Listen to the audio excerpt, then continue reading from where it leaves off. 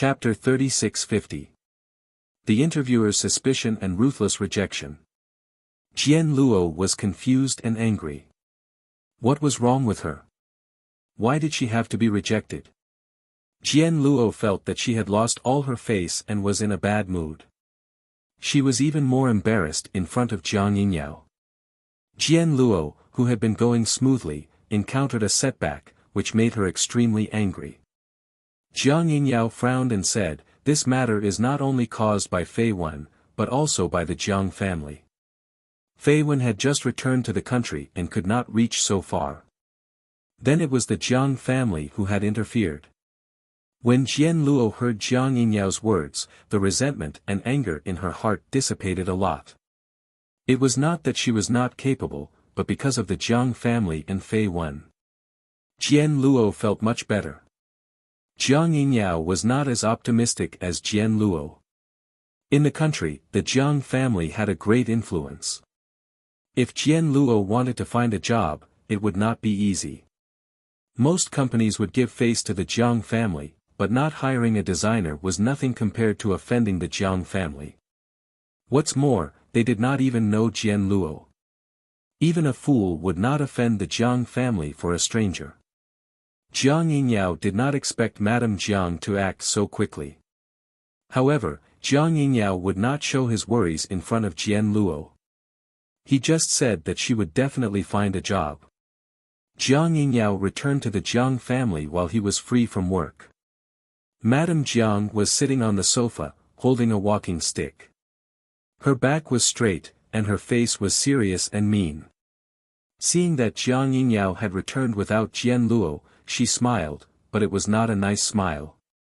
Her drooping skin seemed to be lifted up by an invisible hand, which deeply explained what a fake smile meant.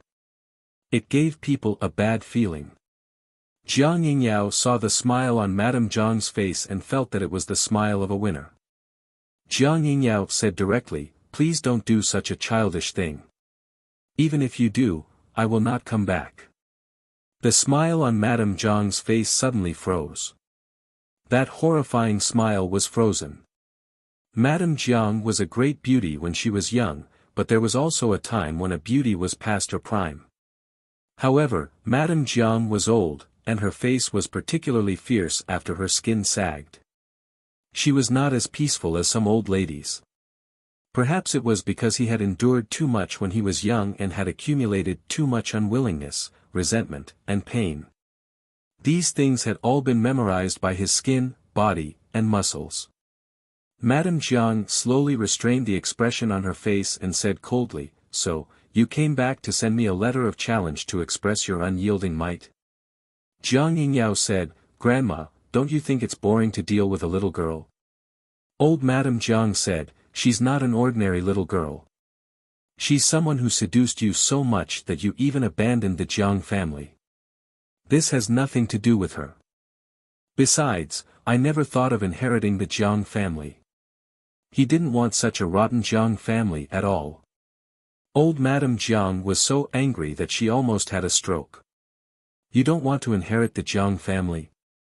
Do you want to be a police officer for the rest of your life? Do you know how powerful the Jiang family is?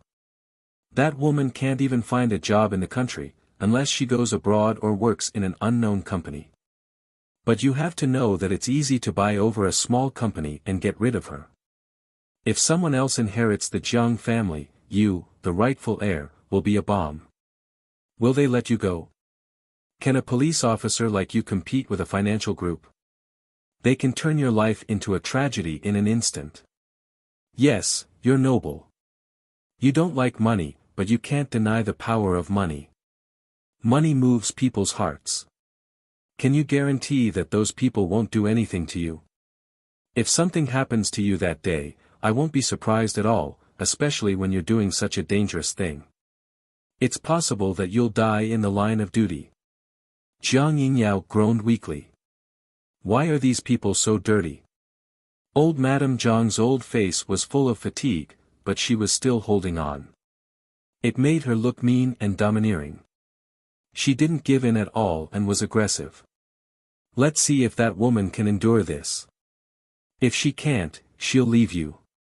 No, that woman should suffer for you.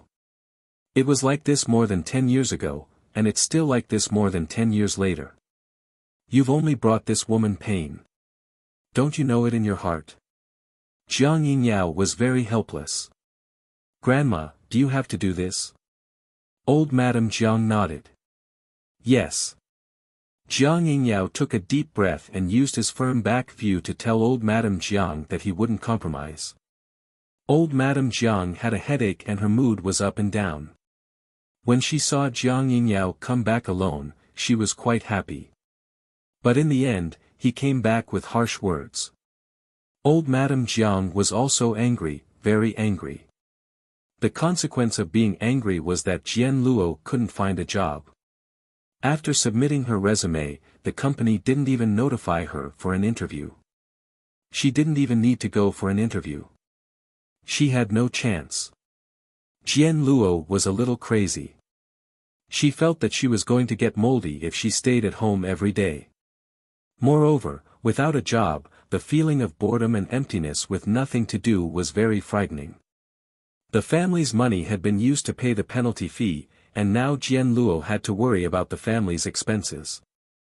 How many years had it been? Jian Luo had never worried about the daily necessities like this. Usually, she didn't need to cook, but now she still had to cook. Even if she used a range hood, after cooking a meal, there would be bits of putty on her hair. It was greasy and very unpleasant. Moreover, when cooking, she couldn't wear clothes that were decent and good-looking but not resistant to dirt. Without a job, Jian Luo was really afraid that she would have to deal with the kitchen for the rest of her life. Jian Luo was so worried that she couldn't sleep at night. In the dead of the night, she couldn't help but think about her previous life. When she thought of her previous life, she couldn't help but think of Fei Wen. She couldn't help but sigh. Old Madame Jiang was really too cruel. But she was also Jiang Yingyao's relative. She couldn't complain about her dissatisfaction with old Madame Jiang in front of him. Jian Luo was the kind of person who had a dull personality. She would keep everything in her heart. The more she thought about it, the more worried she became. Now Jian Luo didn't have a psychiatrist to counsel her, and no psychiatrist to listen to her. Jiang Yingyao saw this and was anxious in his heart. He had been thinking of ways to solve the predicament in front of him, but the Jiang family was getting tighter and tighter. What Jiang Yingyao couldn't stand the most was that old Madame Jiang had begun to interfere with his work. His boss even vaguely joked that he was going back to inherit the Jiang family. Don't forget everyone at that time. Jiang Yingyao argued that he wanted to be a policeman for the rest of his life, but no one believed him.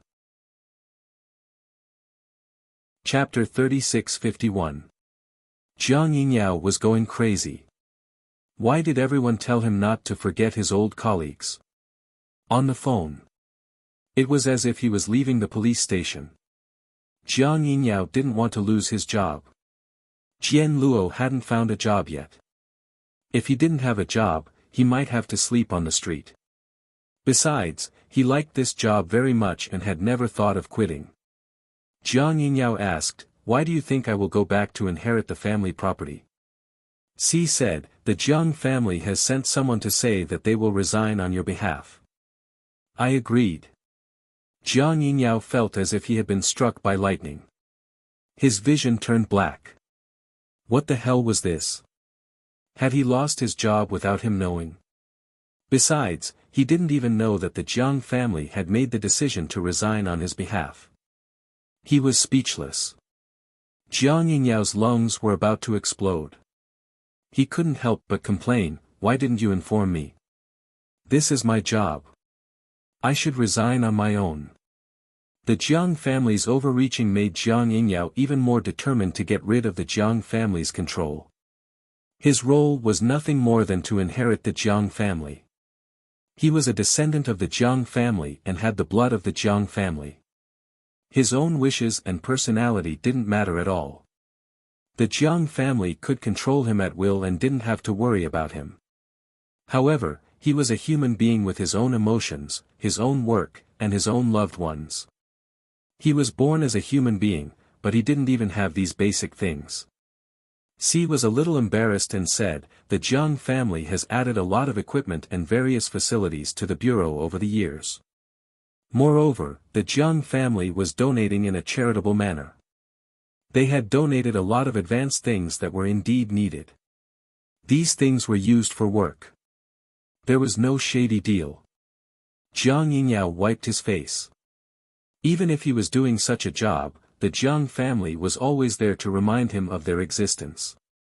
They always reminded him that he was a member of the Jiang family. Jiang Yingyao felt very tired. He wiped his face and said, "Boss, I don't want to resign. It's not my resignation. No one else has the right to decide for me. I understand the logic, but I agree," C said helplessly. Jiang Yingyao was speechless. Now he really wanted to grab C's throat and beat him up. Jiang Yingyao paused and clenched his fist dispiritedly. His entire body was filled with the word powerlessness. C was also helpless. He naturally cherished this hard-working subordinate. Moreover, it was Madame Jiang who personally came to resign for Jiang Yingyao. "You're going home to inherit the Jiang family. Why does it sound like you're going to hell?" He really couldn't understand the thoughts of the rich. It would be great if he could go back and inherit the Jiang family. He would be rich and would not need to be a small police officer.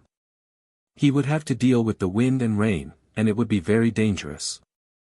Nowadays, criminals were so arrogant that they dared to provoke the police even in the interrogation room. They couldn't wait for the police to beat them up and then shout that the police beat them up. In short, work was tough. After inheriting the Jiang family, she could have meetings in a spotless studio. She did not need to stay in the car for a few days without taking a shower or eating well. It was still fine in winter, but if it was summer, it would be unbearable. In short, C couldn't understand Jiang Yingyao. This was probably the true portrayal of having to go back and inherit hundreds of millions of assets if one did not work hard. Jiang Yingyao was very dispirited. He hadn't even solved Jian Luo's problem and now his own problem had come. Grandma was really ruthless. Even so, he still didn't plan to go back to the Jiang family. The more it was like this, the more cold-hearted he was and the more he wanted to fight against old Madame Jiang. In this situation, the more they fought, the more unwilling they were to lower their heads. They held their breath in their hearts. This situation was what Ning Shu liked to see. Although Ning Shu didn't hang around in front of Jiang Yingyao and Jian Luo, he still had spies lingering around them. He knew that old Madame Jiang had actually taken the initiative to fire Jiang Yingyao. This was probably stepping on Jiang Yingyao's reverse scale. Although Jiang Yingyao was not very honest emotionally, he was absolutely serious about his work and was a good police officer. He was also conscientious in his work. Obviously, he loved this job. Now that he didn't even have this job, Jiang Yingyao would probably die. Old Madame Jiang was used to being domineering. She was obviously a person who would not lower her head. Jiang Yingyao had lost his job and was holding his anger in. There would be a good show to watch. Jian Luo would definitely be affected by the aftermath of this battle between the grandfather and the grandson. They were still relatives, but what about Jian Luo? Ning Shu wanted the task to end quickly so that he could go back and teach Fat. However, he still had to wait for the task to be completed, and he had to complete the task beautifully before he could leave. This time, she basically wouldn't do anything. She would just watch the fire burn across the river. Since she didn't need to do anything, it didn't matter if she waited a little longer. She was very happy. No matter what kind of relationship, friends, family, lovers, these relationships and people had to be managed. If they weren't managed, they would soon be wiped out. It was easier to destroy and build. Old Madame Jiang was like a tsunami or a tornado. Her destructive power was extremely great. Wherever she went, there would be a mess. Let's see how Jian Luo and Jiang Yingyao would deal with it. Ning Shu's company's business had been transferred overseas. He left a small company in the country as a branch company. The focus was still on the overseas stronghold. Jiang Yingyao dragged his tired body back home. After returning, he hugged Jian Luo tightly and said in a muffled voice, "Jian Luo, I only have you. Only you." Jian Luo felt Jiang Yingyao's sad and powerless emotions. She also hugged him and let him lean his head in her arms. She patted him gently and comforted him silently. Jiang Yingyao was weak for a while, then he recovered his usual calm appearance and told her everything. Jian Luo frowned more and more. Her face was full of worry. The Jiang family was really ruthless. They didn't even let go of their own grandson. They were so ruthless even to their own family, let alone an outsider like her. Jian Luo was very worried. If this continued, they would really have to sleep on the street.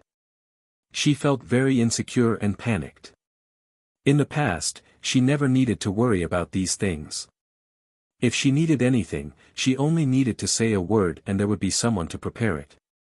When she wanted to eat, someone would prepare the meal and send it to her. Unlike now, she had to buy vegetables and wash them. It was very troublesome to prepare a meal. Every time she stepped on the dirty water of the market, Jian Luo's heart would inevitably be frightened. She was frightened that she would drown in such a life for the rest of her life. The things she learned, the things she cared about, the things she was proud of, all turned into nothing. It was like a dream. Only when she picked up a pen and paper and drew a smooth line on it did she feel that the previous days were not a dream. /BK Chapter 3652. Of course, Jian Luo was just reminiscing about such days and never thought of leaving Jiang Yingyao. What's more, Jiang Yingyao had become like this because of her. She couldn't let go of Jiang Yingyao. Jian Luo took a colored pencil and drew on the snow-white paper, making a rustling sound. As she drew, Jian Luo's tears fell on the paper, wetting it. Jiang Yingyao loved his job, and so did Jian Luo. During this period of time without work, she didn't have to hold a pen. Her hands were no longer her own. Nothing could make up for the blank emptiness in her heart. Without a job, without feelings, without money, there was no way to survive. Eating, drinking, going to the toilet, which one didn't need money? Now that she was hugging Jiang Yingyao and hearing that he had lost his job, she understood Jiang Yingyao's feelings very well. She was a little afraid that Jiang Yingyao would compromise, so she said in a trembling voice, "Why don't you go back to the Jiang family?" After she finished speaking, she covered her face and tears seeped through her fingers. Jiang Yingyao shook his head firmly. "I won't go back.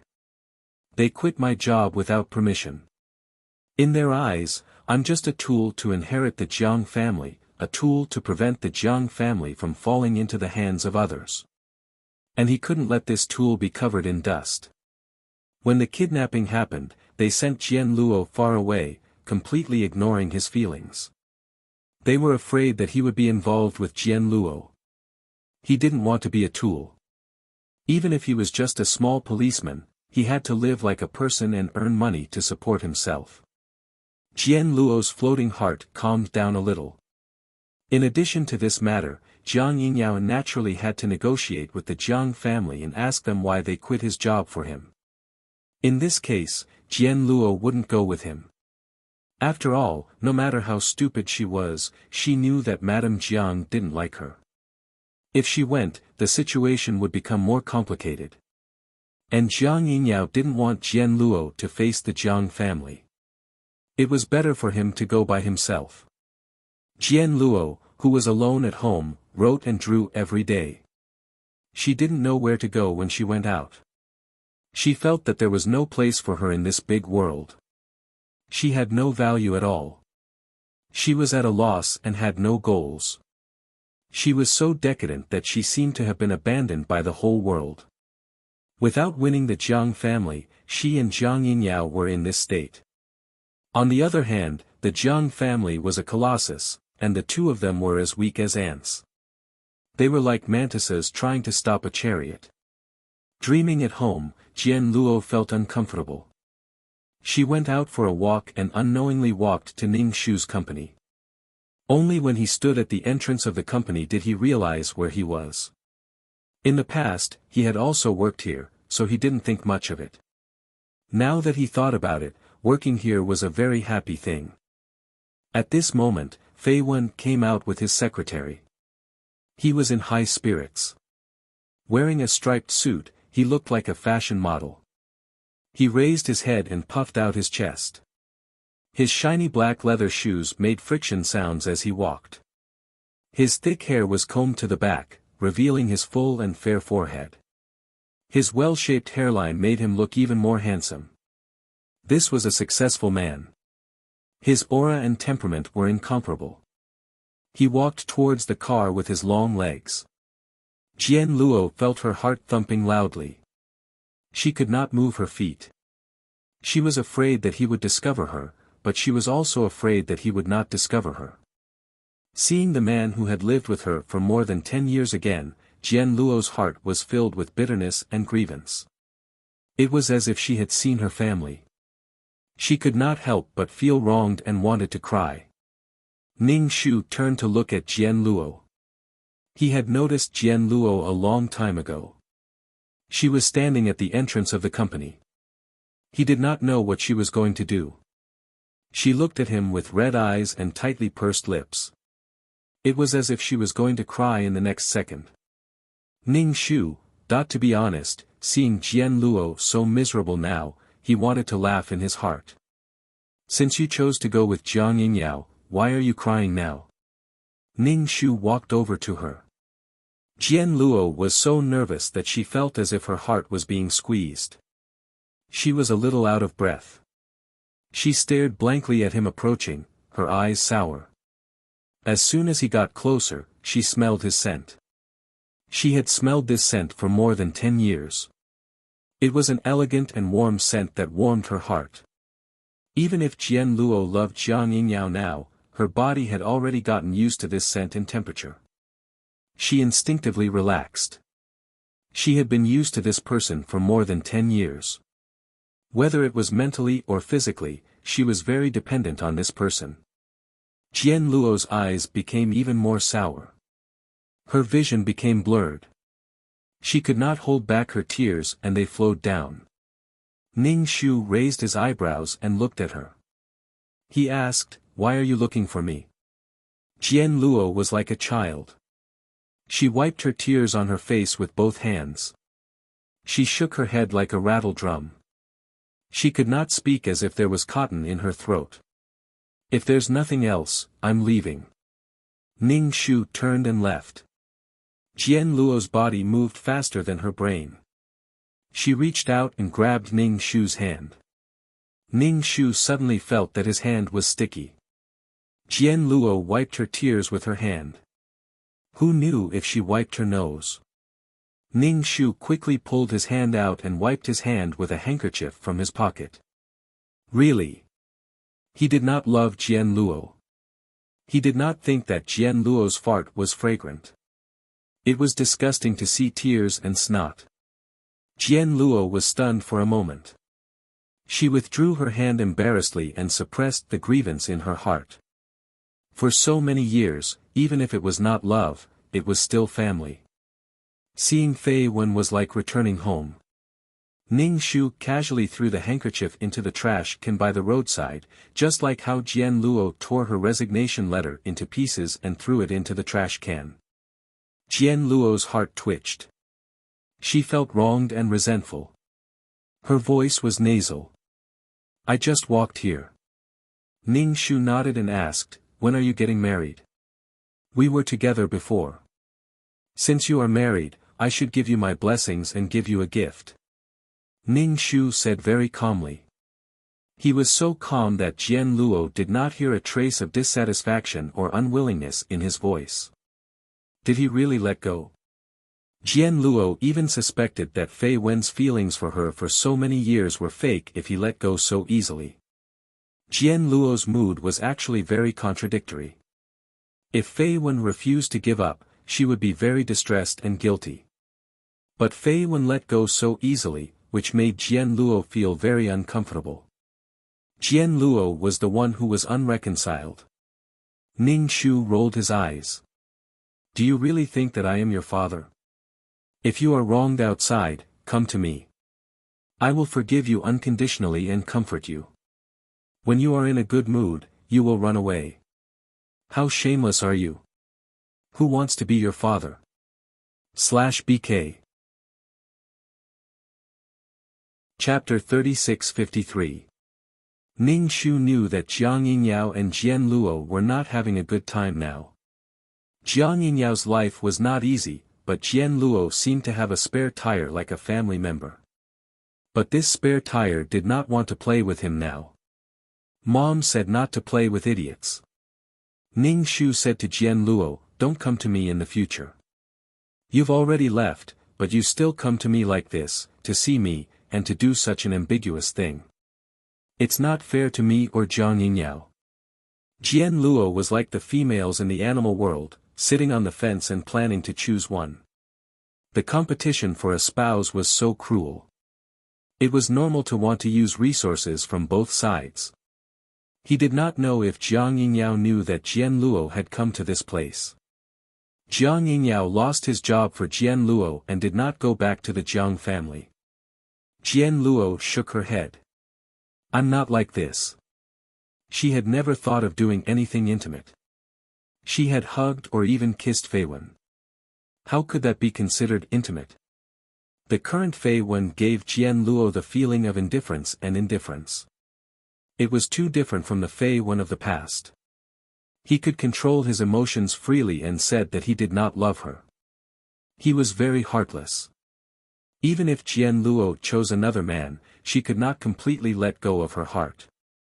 There were too many things to remember in the past 10 years. The two of them depended on each other. How could they completely break up? But he was so heartless. Jian Luo was so wrong that she almost cried. She was not afraid of being favored. Jian Luo thought that she had some weight in his heart and used all kinds of tests to measure this weight. But the result was too disappointing.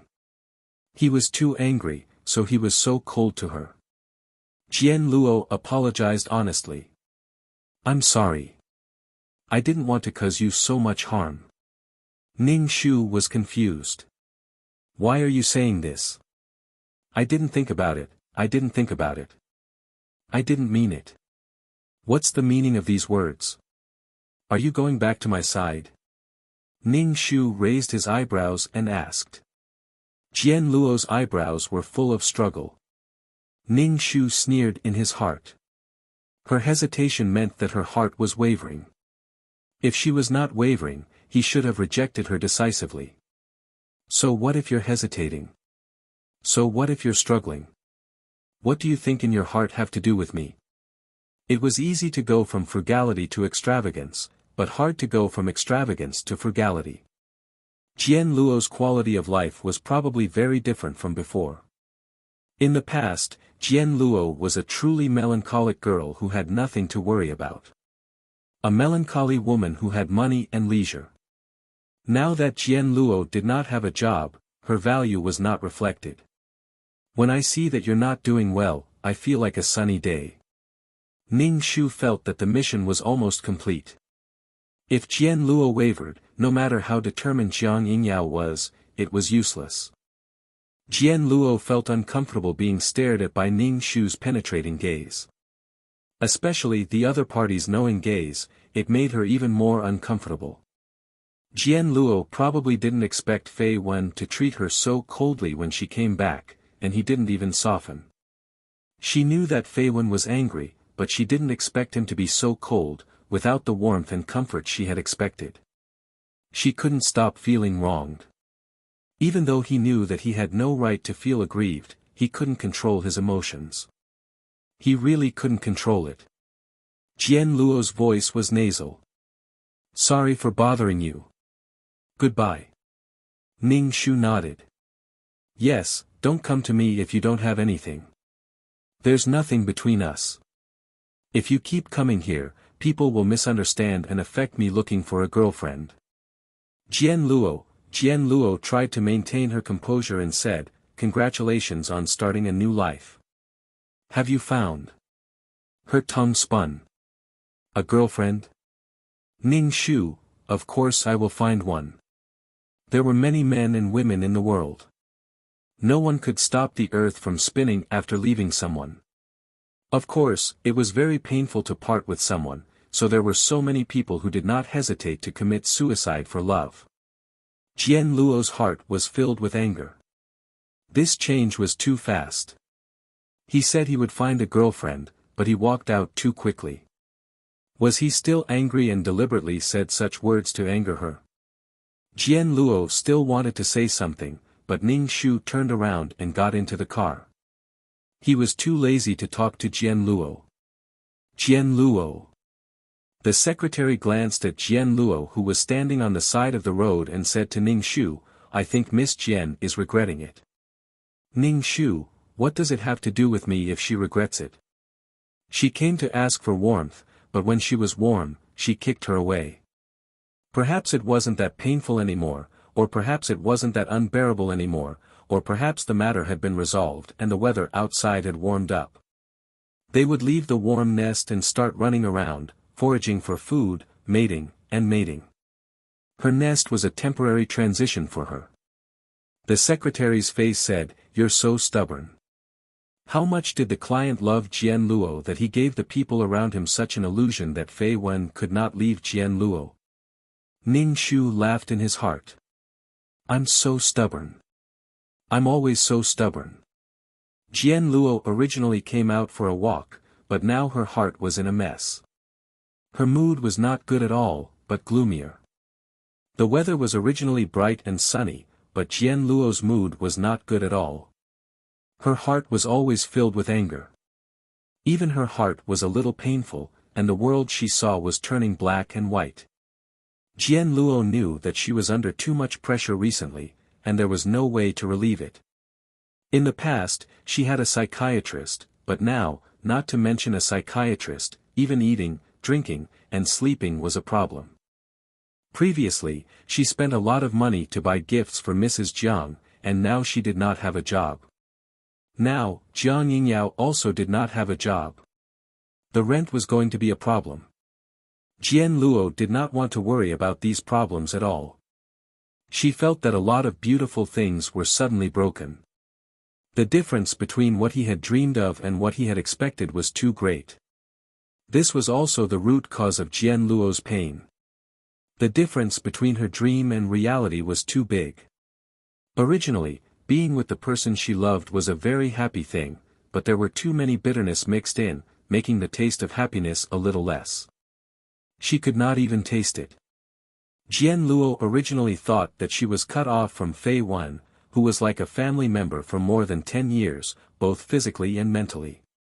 She did not expect to see bodyguards in black suits and black sunglasses blocking the house when she returned home. There were several bodyguards standing outside the door. Jian Luo suddenly had a bad feeling and wanted to enter the house, but she was stopped by the bodyguards. Jian Luo could not help but shout into the house, "Jiang Yingyao, are you back?" Jiang Yingyao heard Jian Luo's voice and walked out. Behind him was a bodyguard carrying a box, which was obviously Jiang Yingyao's luggage.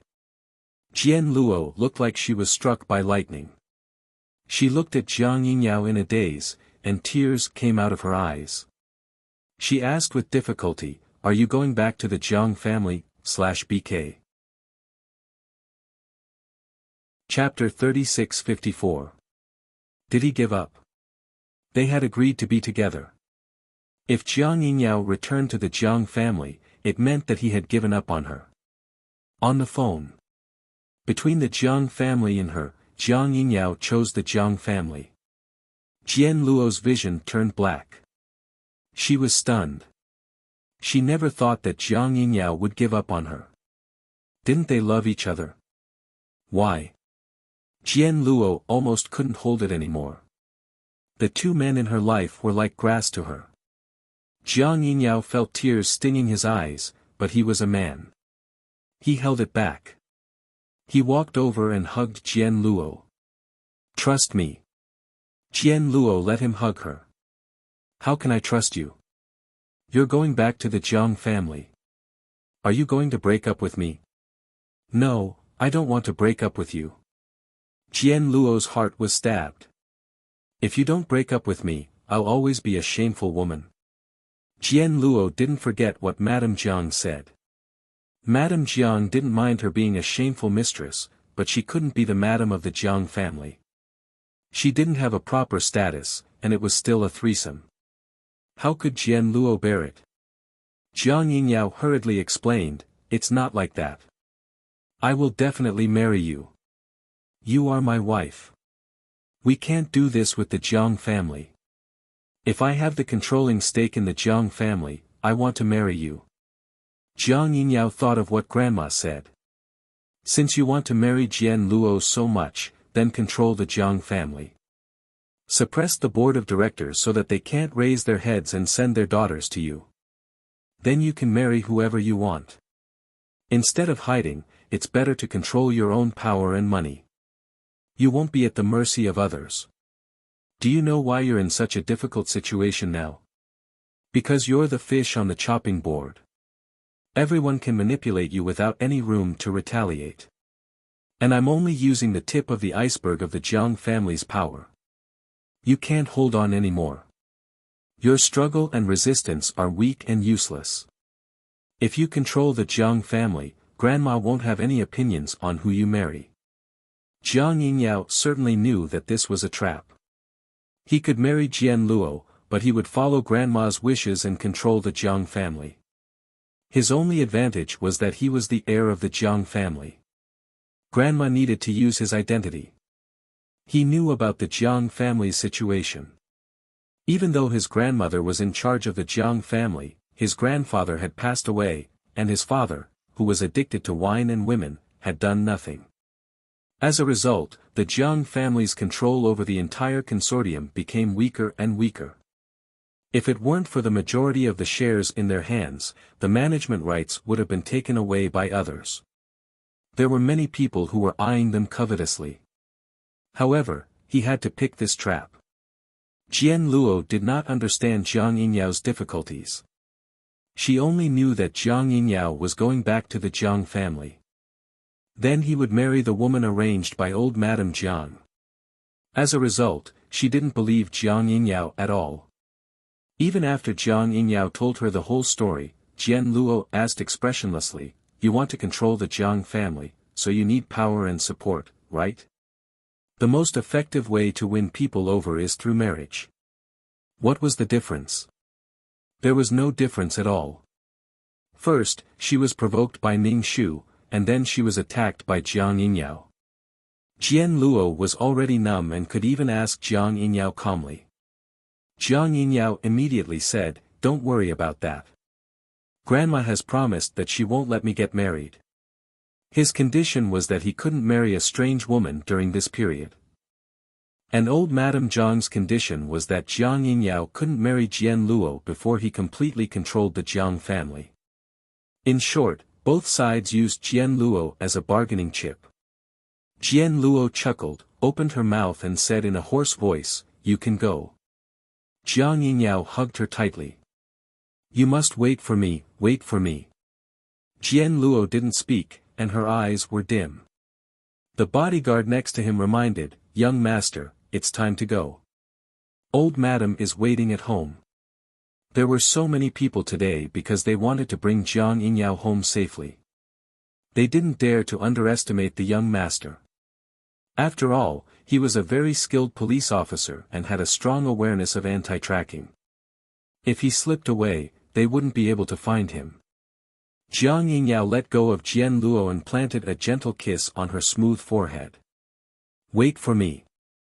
As soon as Jiang Yingyao left, Jian Luo slid down the wall and sat on the ground weakly. She cried softly and finally burst into heart-wrenching tears. She got up from the ground and watched the limousine drive away from the window.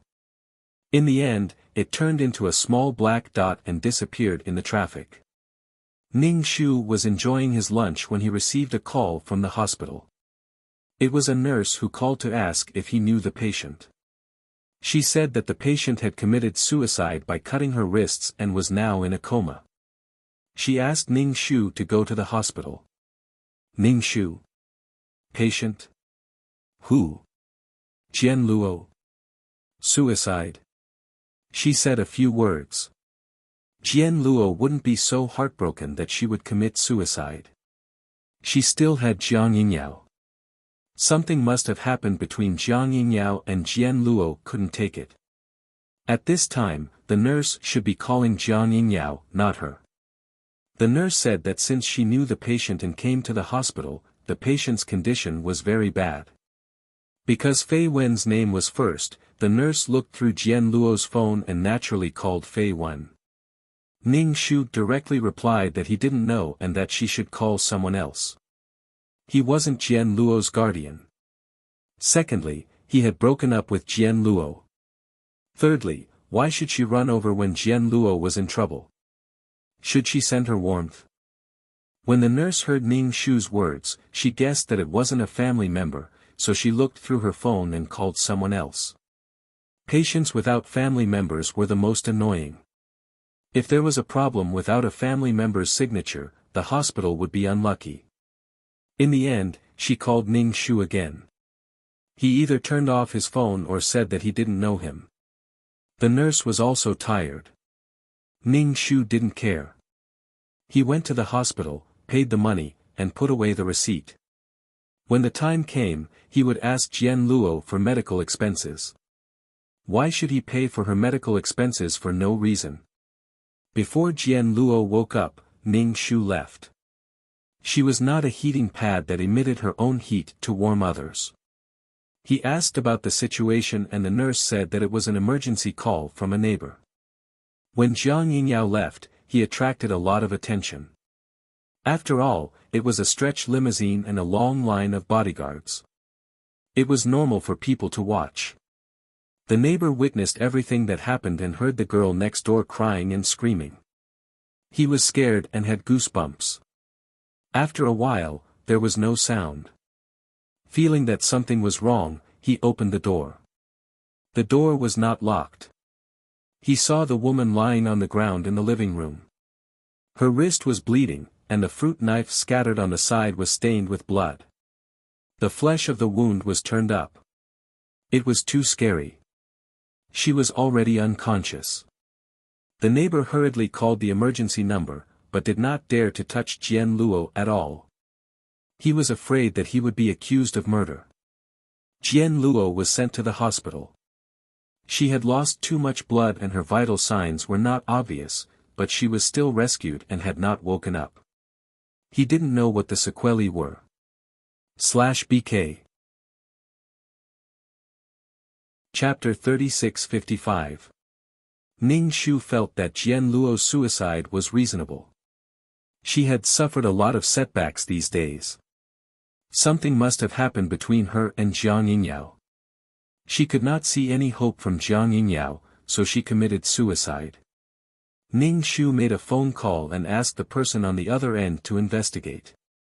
This matter was found out after a little investigation.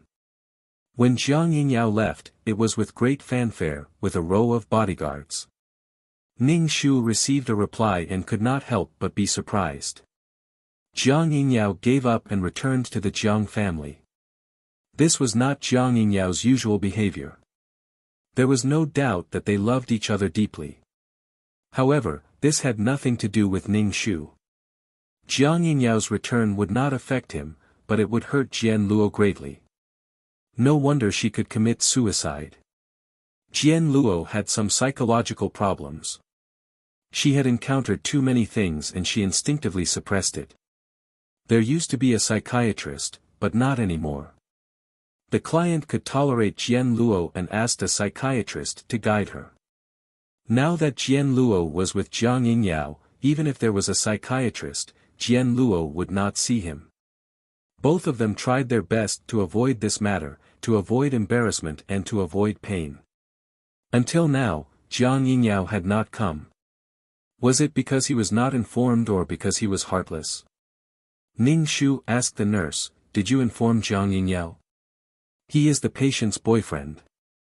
Jian Luo should have Jiang Yingyao's phone number. The nurse said bitterly, we called, but the other party did not pick up and hung up. He was probably busy with something and it was not a familiar phone number, so he hung up. However, if Jian Luo woke up alone, she would be sad again. The nurse asked Ning Shu if he wanted to accompany the patient. Ning Shu refused directly, saying that he had nothing to do with the patient and that it was better to inform Jiang Yingyao. Why did she do Jiang Yingyao's work?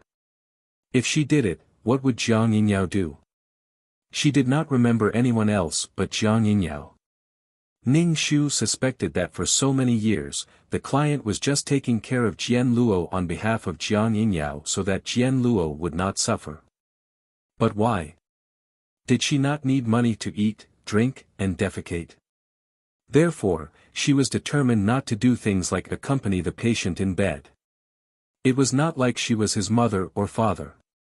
It was probably because Ning Shu had rejected her so firmly that the nurse felt that there was really nothing between the two of them. The nurse took Jian Luo's phone and called Jiang Yingyao, but he didn't pick up. The nurse felt helpless. At this time, the nurse came out of the ward and ran into the office to look for the doctor. The doctor hurried to the ward to check if the patient had any sequelae. Patients who had lost too much blood like this were prone to lack of oxygen to the brain, which would cause serious consequences to the brain. Ning Shu also went to take a look. Jian Luo woke up and stared at the ceiling. Tears flowed from the corners of her eyes into her hair. The doctor beside the bed was extremely anxious. She was in a daze with her eyes staring blankly and only knew how to cry. Did she really hurt her brain? Ning Shu knew that Jian Luo was unable to extricate herself from her grief and had no time to pay attention to others. Nothing is more important than your own sorrow, doctor. The doctors were speechless. Was he deaf?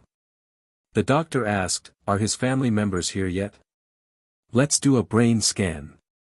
The nurse shook her head. No, but someone came to the hospital, but he's not familiar with the patient. It doesn't matter if he's familiar with her or not. I want him to take care of her. The doctor had no choice. The nurse dragged Ning Shu directly to the ward and asked Ning Shu to send Jian Luo for a checkup.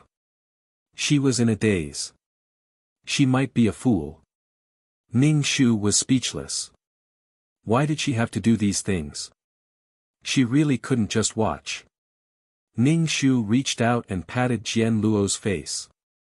Come back to your senses. The doctor and nurse were speechless. Jian Luo seemed to have really come back to her senses. She slowly turned her head and looked at Ning Shu. Tears flowed down her face. She said with difficulty, why am I not dead? Ning Shu said to the doctor and nurse, your brain is very clear. There's no need for a brain scan. Although he felt a little speechless, it was good that the patient had a reaction. The patient woke up. The doctor asked Jian Luo to quickly inform her family to come and take care of her. Jian Luo didn't say anything. She just looked at Ning Shu. Ning Shu was speechless. What kind of family do you think I am? Therefore, she was Jian Luo's family, and Jiang Yingyao was Jian Luo's lover. At this time, it should be her family taking care of Jian Luo, not her lover. Keep on dreaming. Ning Shu said directly, I'm busy with work. Besides, we have nothing to do with each other anymore. Jian Luo looked at Ning Shu numbly. She closed her eyes to hide the sadness in them and said, Jiang Yingyao doesn't want me anymore. You don't want me anymore? Ning Shu said, I can't afford it. Jian Luo's heart stopped. She felt that she was the only one left in the world. Loneliness seeped into her bones. Ning Shu left the hospital and did what he needed to do. When he needed someone to serve him, he thought of her. He went to find Jiang Yingyao. The next day, Ning Shu attended a business summit. He saw Jiang Yingyao at the summit. Jiang Yingyao was wearing a neat suit. His face was cold and his whole body was covered with coldness. Unlike the lively police officer before, Jiang Yingyao now looked very domineering. When Jiang Yingyao saw Ning Shu, he could even talk to Ning Shu calmly about some business matters. It didn't seem like they were love rivals at all. Ning Shu raised his eyebrows. He had entered the state of inheritance so quickly. He didn't know if Jiang Yingyao knew that Jian Luo was lying in the hospital now. He probably didn't know. If he knew, according to Jiang Yingyao's personality, he would stay by Jian Luo's side instead of attending the business summit. Ning Shu wondered if he should tell Jiang Yingyao that the person he loved had committed suicide. Did Jian Luo not inform Jiang Yingyao yet? This was completely in line with Jian Luo's personality. She would rather endure it and not speak, or take the initiative to wait for others to care about her. Since Jian Luo was willing to suffer, she naturally wouldn't be nosy enough to tell Jiang Yingyao about Jian Luo. She just looked at Jiang Yingyao meaningfully. Jiang Yingyao. Jiang Yingyao still knew about Jian Luo, but that was 2 or 3 days later. Jiang Yingyao called Jian Luo but couldn't get through. He went to the apartment. When he opened the door, he found blood in the room. Jiang Yingyao immediately realized that something was wrong. Jian Luo might have committed suicide and didn't believe him. He asked the neighbor what happened and went to the hospital. Jian Luo's skin was so pale that it was almost transparent. She looked like she could disappear at any time, which terrified Jiang Yingyao. Jian Luo wanted to cry when she saw Jiang Yingyao, but she held back her tears. Jiang Yingyao was distressed and anxious. Why don't you believe me? I told you, I returned to the Jiang family for our future. What was she doing? Jiang Yingyao was very tired. /BK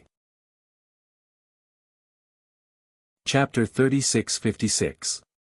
In order to have a good future with Jian Luo, Jiang Yingyao endured his disgust and dealt with all kinds of people who were blinded by their own interests. He was not free at all and was not as happy as when he was a police officer. In the eyes of others, inheriting the Jiang family was a very glorious thing, but Jiang Yingyao had no sense of honor at all. He still liked being a police officer, sitting in a clean office every day with endless information and documents. There was also a group of bastards who were eyeing him covetously and wanted to take money from his pocket. In order to deal with these people, Jiang Yingyao was already exhausted. But these people were not criminals and could be treated in a simple and violent way. When dealing with criminals, once they were caught and had evidence, they could be sent directly to the court and then be punished according to the law. But dealing with these people, Jiang Yingyao felt aggrieved and helpless. It was very suffocating. But these suffocations were all because of Jian Luo. Jian Luo had suffered so much because of him before, no matter what he did. But when he was suffering in the Jiang family, Jian Luo actually committed suicide, hurting her own body to commit suicide. Jiang Yingyao could not figure it out and was very angry. Why didn't Jian Luo understand? Jian Luo did not want to understand and was too lazy to understand. She just looked at Jiang Yingyao indifferently, causing Jiang Yingyao to deflate like a balloon that had been pierced by a needle. What do you want? Jiang Yingyao said helplessly. What I said is true. When I'm discharged, find a job. I'm back in the Jiang family now, and the previous situation won't happen again, Jiang Yingyao said carefully. He was afraid that his words would stimulate Jian Luo's fragile heart. Jian Luo said, I know.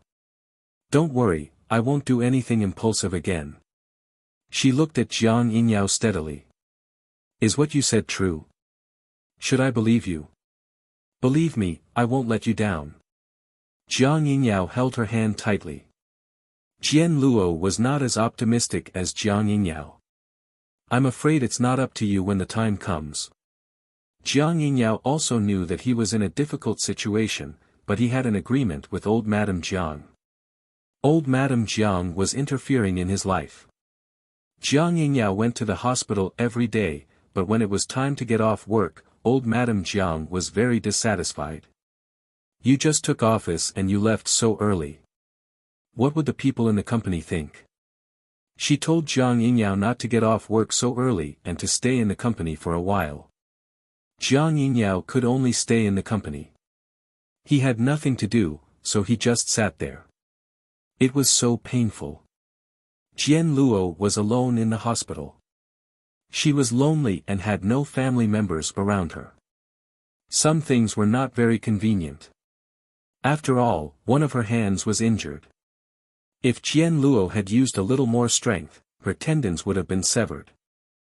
When the doctor said that she could leave the hospital, Jian Luo packed up her things and left the hospital, returning to her apartment. Jian Luo also felt that she should go to work. She couldn't be so idle. When people were idle, it was easy for their thoughts to wander. Jian Luo was worried that she would do something rash again. As for Jiang Yingyao, since things had already turned out this way, what else could he do other than believe? Jian Luo drew some design drafts. When she went to a company for an interview, she passed the interview directly. She was very straightforward, completely different from the previous situation where she refused to accept. This was also good. Both of them were working hard for the future. Ning Shu didn't pay much attention to the two of them. He planned to go abroad to sort out his overseas assets. The client's connections were all overseas.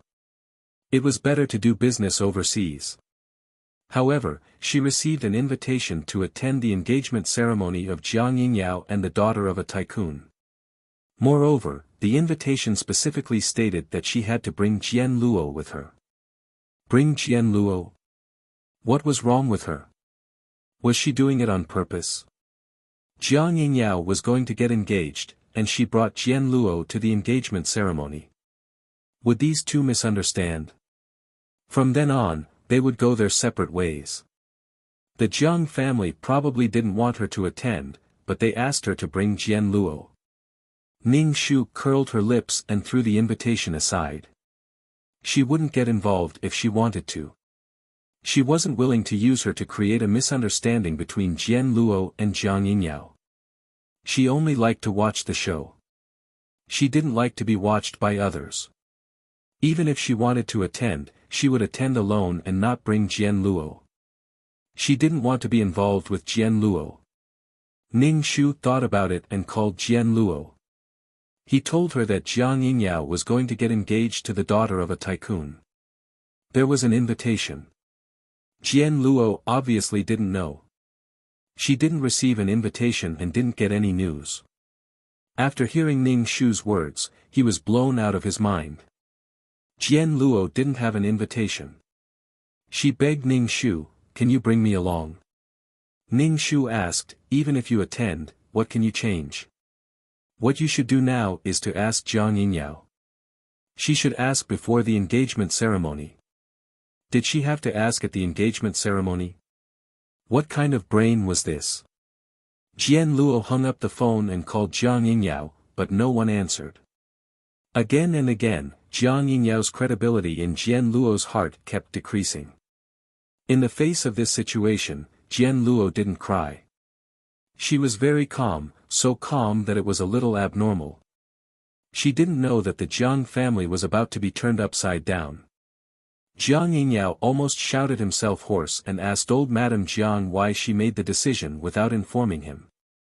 When did he get engaged to the daughter of a tycoon? It was completely old Madame Jiang who made the decision.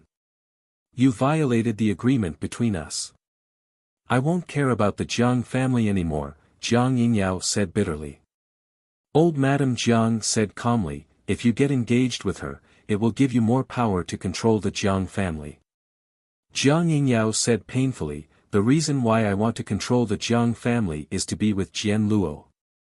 I put the cart before the horse. But now, in order to control the Jiang family, he got engaged to another woman. What was this? It went against his original intention. Old Madame Jiang said indifferently, now is a difficult time for you. After this period of time, you can find a suitable reason to break off the engagement. It's just borrowing power. Jiang Yingyao didn't want to speak anymore. He didn't believe a word. Old Madame Jiang was stepping on his bottom line step by step. Before, she said that she only wanted to control the Jiang family and not interfere with his marriage. Now, she said that the engagement was just an act. Haha, he was really stupid to believe her. He should have insisted on not returning to the Jiang family and just left with Jian Luo. Why would he care about the Jiang family? Or he was too greedy. He wanted Jian Luo to be with him openly and accept other people's blessings. No matter how unbearable the Jiang family was, no matter how unwilling they were, as a member of the Jiang family, he couldn't just watch the Jiang family be taken over by others. Indeed, greed didn't have a good ending. Old Madame Jiang said, "Now that the invitations have been sent out, if you are not willing, you will offend the girl." Chapter 36-57. You haven't completely controlled the Jiang family yet. If you don't get engaged, you'll lose the chance to control the Jiang family. When you control the Jiang family, everything will be settled. Madame Jiang comforted Jiang Yingyao. Jiang Yingyao had no way to deal with the situation now. He didn't know what Jian Luo would do if she knew. She committed suicide when she went back to the Jiang family. Now she knew that he was going to get engaged. Jian Luo was sensitive. If she knew about this, Jiang Yingyao was terrified because he felt that he was getting closer and closer to Jian Luo. Jiang Yingyao ignored Madame Jiang and rushed out of the Jiang family to find Jian Luo. Madame Jiang curled her lips and looked at Jiang Yingyao's back. It wasn't easy to get off a pirate ship. No matter what, everything was going according to her plan. The two young people could still escape from her. She didn't like Jian Luo, but she would never let Jian Luo marry into the Jiang family. She had to take advantage of the fact that she was alive to make these two completely hopeless. It didn't matter whether Jiang Yingyao understood or not. She didn't care what Jiang Yingyao thought when she was alive, let alone after she died. She couldn't feel his hatred for her. Jiang Yingyao came to the apartment and found that it was empty. Jian Luo had moved away. He couldn't find her anywhere. Jiang Yingyao squatted by the roadside and covered his head in confusion. He didn't want to cry. He had lost the most important person in his life. Jian Luo, who Jiang Yingyao couldn't find, carried her suitcase and came to find Ning Shu. She found the villa directly and stood in front of Ning Shu. She said to Ning Shu in an extremely calm tone, "Feiwen, take me away, please." Ning Shu moved his lips and spat out a word, "Get lost." "Take you away, get hurt, and then let me take you away to escape." Jian Luo took a deep breath and her face trembled. She said tiredly, "Are you still angry?" "I'm sorry, it's my fault. I shouldn't have disobeyed you. Now I'm making 3 people suffer." Jian Luo now found that the Jiang family's prejudice against her was deeply rooted and couldn't be changed. The reason why she was in so much pain was because she forced it. Now she was really tired, very tired. She had no energy to tangle with Jiang Yingyao anymore. She just wanted to leave this country and never come back. Ning Shu's heart was slightly moved. His heart was beating a little faster. He couldn't help but stroke his chest. This body was too disappointing. It was moved by such a sentence. Suppressing the throbbing of his heart, Ning Shu calmly shook his head. "We have nothing to do with each other anymore. Don't make me take you away. Fuck off, how shameless are you? You come back and I'll take it." Jian Luo covered her face and cried, "I'm sorry, I know I was wrong. I won't ask you to forgive me. Please take me away. This is the last time I'm begging you." Ning Shu was speechless. "Fuck, are you threatening me? Beg me for the last time. Do I not want your charity?" Ning Shu waved his fingers. N. I don't love you now, and I don't want to have anything to do with you. By the way, I paid for your emergency treatment at the hospital this time. Remember to give me the money. Now Jian Luo was in so much pain that she wanted to die. Being mocked by Ning Shu like this, her heart hurt. I'm already in so much pain. Please don't mock me anymore. I'll give you the money. Can you give me a place to stay? It felt like there was no place for her in the world. I promise to marry you, and I won't go back to China. Jian Luo promised Ning Shu. Ning Shu was speechless. Are you pregnant? She was in such a hurry to find someone to take care of her child. In the future, the father and son would be reunited and the family of 3 would be happy together. He was going to be abandoned again. This was too pitiful. Taking care of someone else's wife and child, he received 3 good person cards. Female lead, you are a good person. Male lead, you are a good person. Child, you are a good person. God, it was a tragedy in the world. Men were silent when they heard it, and daughters cried when they heard it. Their value was squeezed dry. Ning Shu couldn't help but be immersed in his imagination. He stared at Jian Luo's stomach with a strange expression. Oh, you guys killed someone, and now you want someone else to take the blame. That's immoral and unkind. As a human, please be kind. Jian Luo quickly denied. No, I'm not pregnant. Her face was a little red. Jiang Yingyao and I haven't reached that step. At most, they would kiss, hug, and raise each other up high. They hadn't reached the final step. Ning Shu nodded. That was because Jian Luo was angry with Jiang Yingyao. In a fit of anger, she agreed to marry him. You want to marry me, but I don't want to. Ning Shu refused directly. You're not a candidate for my wife, so I won't marry you. You can find whoever you want. You were about to get married before, but you ran away with someone else. Now you're angry and want to marry him again. Then you guys got lovey-dovey and ran away again. There should be a limit to how much you want to play with people. Where did Jian Luo get the confidence to think that she could do whatever she wanted in front of Fei Wen? She thought that Fei Wen liked her, loved her, and tolerated her, so she looked down on Fei Wen and thought that Fei Wen came back like a pug. What a waste. Jian Luo said, I'm serious, Fei Wen, I'm sorry. Ning Shu shook his head. Stop it. When you run away again, do you dare say that you've let go of Jiang Yingyao now and not find someone to marry to spite Jiang Yingyao? Jian Luo said, I've thought about it clearly. I've never thought about it so clearly. Ning Shu rolled his eyes. What does it have to do with me? You want to eat the grass that turns back, but I don't want to eat the grass that turns back. Get out. Don't come to me in the future. You can marry whoever you want, but don't come to me. I'm really scared of you. You've sucked my blood for more than 10 years. I can't take it anymore. Ning Shu waved his hand. Jian Luo felt wronged. She hated herself for not being firm enough and hurting Fei Wen. She liked Jiang Yingyao, but Fei Wen was the warmest light in her life. She was also the one that she couldn't let go of. She trusted and relied on. Jian Luo didn't blame Ning Shu for being angry. She bit her lips and said, no matter what, you're the most important person in my life. I'll make it up to you. Ning Shu was speechless. How did she become the warmest and brightest color again? Wasn't this light Jiang Yingyao just now? This light can change back and forth. Make it up. Please get the hell out of here. Where did this confidence come from?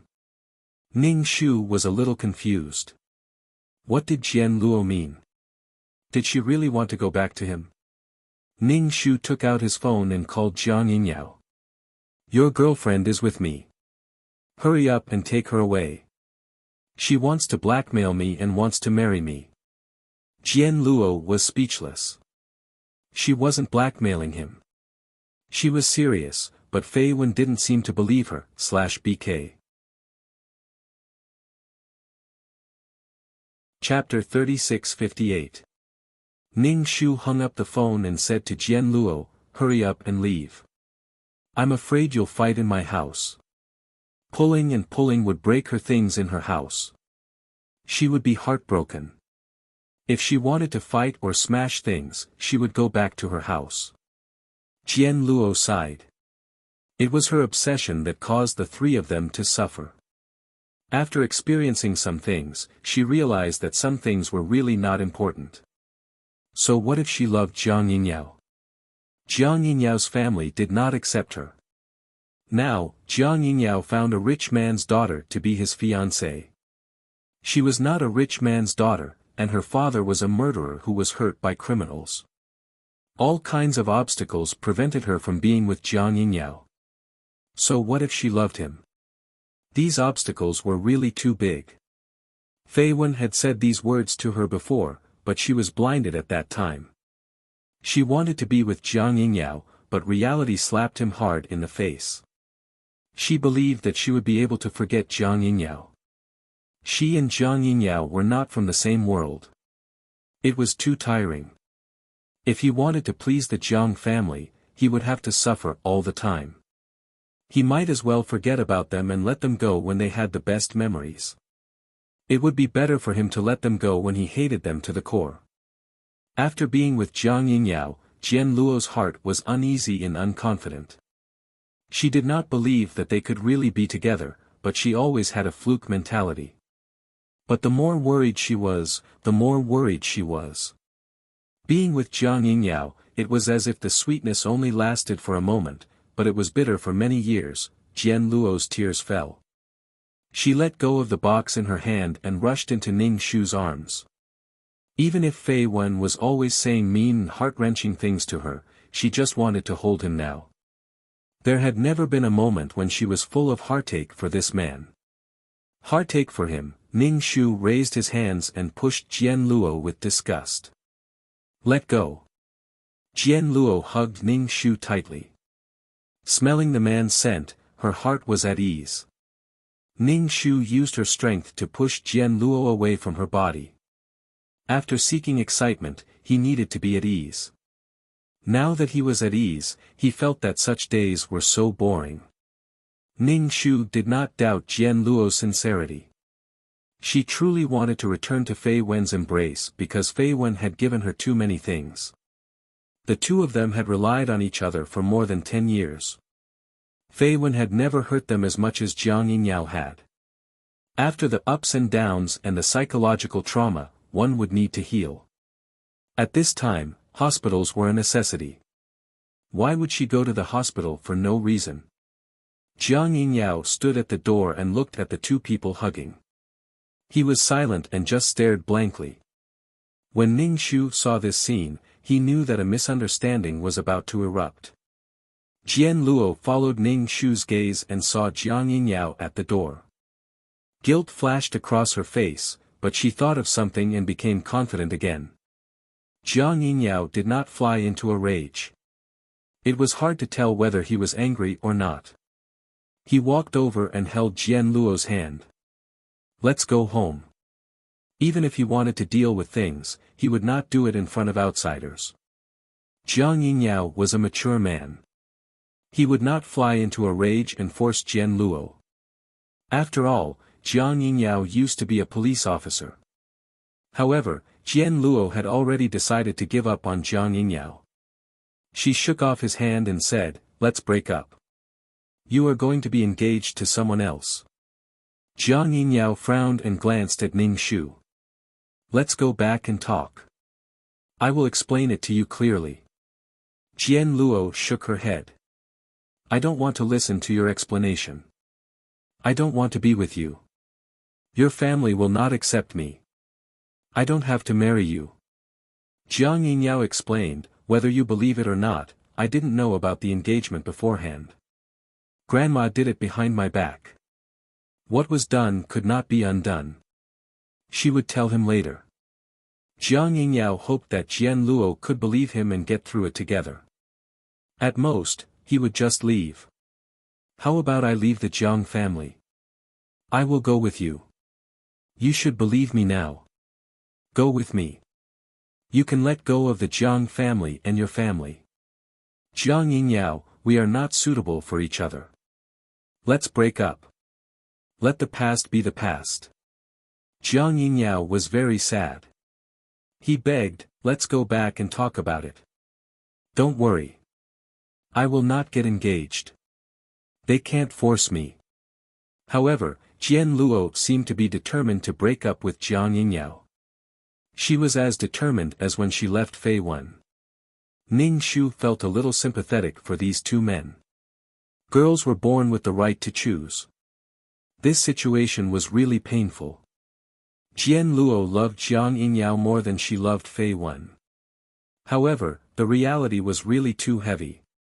Jiang Yingyao asked bitterly, "Are you going to marry him?" Standing at the door, he heard a lot.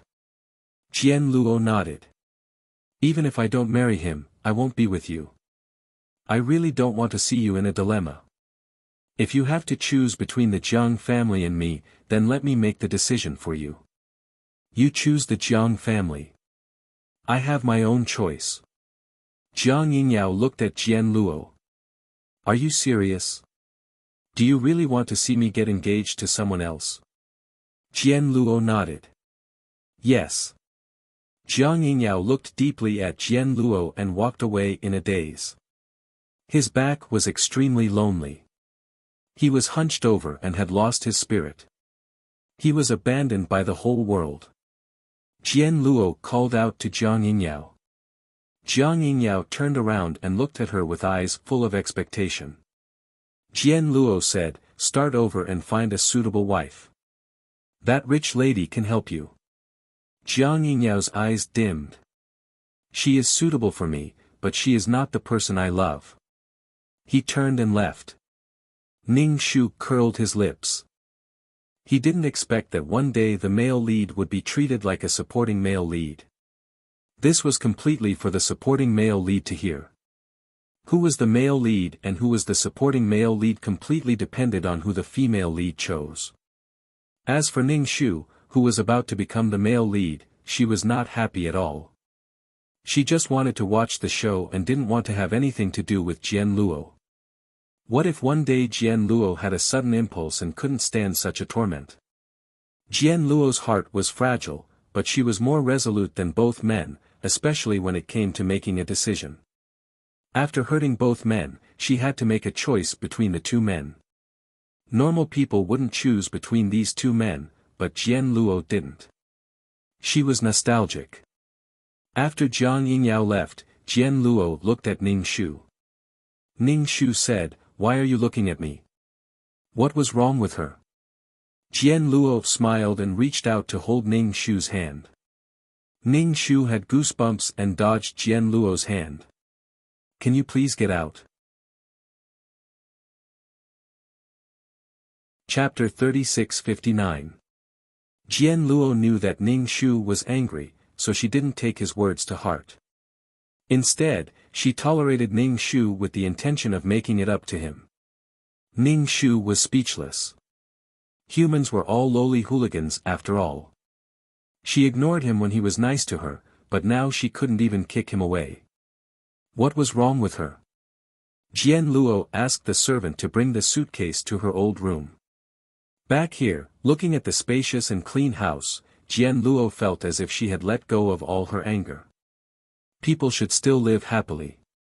The servant was speechless. How shameless was she? She ran away from the marriage, and now she came back. She even wanted to stay in her old room. Of course, the servant wouldn't listen to Jian Luo, so she looked at Ning Shu. Ning Shu said directly, "Your old room has become a utility room. There is no room for you." Jian Luo looked at Ning Shu with some resentment. "Other rooms are fine too." Ning Shu shook his head. "I have nothing to do with you. You want to live in my house, eat my food, and use my things. Get out. You're relying on me. I don't care if you live on the bridge or in a hotel. Just don't live in my house." Jian Luo thought too highly of herself. She thought that she was angry, but she would be fine after a while. Jian Luo's face turned pale. Seeing that Ning Shu didn't seem to be faking it, she could only leave with the suitcase. Before leaving, she bit her lip and said to Ning Shu, "Fei Wen, I'm sorry. Can you forgive me this time?" Ning Shu said, "No, get out." Jian Luo's face turned blue. Such straightforward words hurt her self-esteem, but she thought of something and her eyes were full of determination. She turned and left with the suitcase. Ning Shu rolled his eyes. Jian Luo probably thought that it was easier to win him over than Jiang Yingyao. Jiang Yingyao himself was easy to win over, but Jiang Yingyao had the Jiang family behind him, so Jian Luo couldn't do anything. It was much easier to win her over. They had been friends for more than 10 years, and Fei Wen didn't have any elders. Fei Wen could make her own decisions. Fei Wen had a car and a house, but her parents were dead. The best conditions for choosing a mate. Ning Shu felt that Jian Luo was probably going to lose both ends. If Jiang Yingyao couldn't do it, then she definitely wouldn't be able to do it either. It didn't take long for the media to spread the news that the heir of the Jiang family, Jiang Yingyao, was going to be engaged to the daughter of a tycoon. This was the combination of the two consortiums. It was a huge commotion. Since the news had been released, this matter was more or less set in stone. If Jiang Yingyao refused to admit it and didn't want to get engaged, the Jiang family wouldn't have reported it so widely. Otherwise, the Jiang family would be the one to lose face in the end, and they would also offend their future in-laws. No matter how much Jiang Yingyao disliked the Jiang family, he would not joke about the Jiang family's affairs. It was probably because Jiang Yingyao's heart was as dead as ashes. Just like Jian Luo, he decided to get engaged. Ning Shu curled his lips. If that was the case, then this love triangle would become a four-sided love triangle. Everyone would gather at the table to play mahjong. The Jiang family was about to ask her to bring Jian Luo to the wedding. That was good. Ning Shu immediately informed Jian Luo that he would bring her to Jiang Yingyao's engagement ceremony. He asked her if she would go. Jian Luo hesitated for a while and agreed to go with Ning Shu that day. Since she was going to attend the engagement ceremony, she had to get styled. Ning Shu brought Jian Luo to the styling room. Jian Luo looked at Ning Shu with a smile on her face. In the past, she had always been cold and indifferent. Now, she could actually smile like a blooming flower. Of course, Jian Luo was happy. She used to do these things with Fei Wen. She didn't feel anything special in the past. But now that she thought about it again, there was a different kind of warmth. It made her feel touched. Life was like this. Little things were connected one by one. It was incomparably warm. Jian Luo seemed to be addicted to reminiscing. Ning Shu looked indifferent. He didn't care about what Jian Luo was saying or thinking. Ning Shu wanted to bring Jian Luo to get to know Jiang Yingyao better. She had no future with him. Although Jian Luo didn't seem to care much about Jiang Yingyao's engagement, she occasionally looked melancholic. She didn't realize it now, but she would realize it after a while. If Jian Luo wanted to be with Jiang Yingyao again, she would not only have to face the Jiang family, but also another conglomerate. At that time, when she left, Jian Luo would lose both sides. Since it was the engagement ceremony of the Jiang family's heir, it was also very grand. All the political and business celebrities attended. It was colorful. Both sides didn't lack money. They could be as grand and extravagant as possible. Jian Luo held Ning Shu's arm and attended the ceremony dressed up. Her clothes were extremely luxurious, and she wore a bright diamond necklace around her neck. She looked like she was going to compete with others. Was she also going to outshine the bride? Ning Shu thought, this, a woman's mind. He didn't bring Jian Luo here to cause trouble. The engagement process was very smooth. There were no problems. Jiang Yingyao was like a marionette the whole time. When he saw Ning Shu and Jian Luo attending together, his eyes were dim. He seemed to have let go of something, but he was struggling in his heart. Jiang Yingyao's wife was a beautiful woman. She was elegant and had the superiority and confidence of a rich family's daughter. She handled all kinds of situations appropriately. She had a smile on her face the whole time. Sometimes, she would hold Jiang Yingyao's arm and lean her head on it. It was very sweet and beautiful. At least in the eyes of outsiders, the two of them were very loving. They were a perfect match. Jian Luo looked at Jian Luo and his fiancée with a complicated expression. After all, they had walked on different paths. The first love in her memory had really become a memory. Madame Jiang was very happy to see Ning Shu attend with Jian Luo. Her wish was fulfilled. Jian Luo had no chance with Jiang Yingyao. She even got together with that illegitimate son. What kind of pot was matched with what kind of lid? That illegitimate son deserved such a woman. Great. Some people were happy, while some people's hearts were dead. The engagement ceremony came to an end just like that. After attending the engagement ceremony, Ning Shu went abroad. He left Ning Shu to live abroad. The company in the country had been arranged. It was time to go back. Fei Wen lived abroad. When Jian Luo came to find Ning Shu, the whole villa was empty. The furniture in the house was covered with dustproof cloth. Jian Luo was extremely shocked. She was terrified. The fear of being abandoned filled her heart. She called Ning Shu and asked where Ning Shu was while sobbing. Why wasn't he at home? Where did he go? Ning Shu said directly, I think I'm still not suitable for life in the country. I went abroad and won't go back in the future. Jian Luo covered her mouth and cried, then what should I do? Ning Shu said, do whatever you want. We have nothing to do with each other. You can live well on your own in the future. Jian Luo was dumbstruck as if she was struck by lightning. Chapter 3660. Jian Luo really cried and panicked. She did not expect Ning Shu to just leave like this.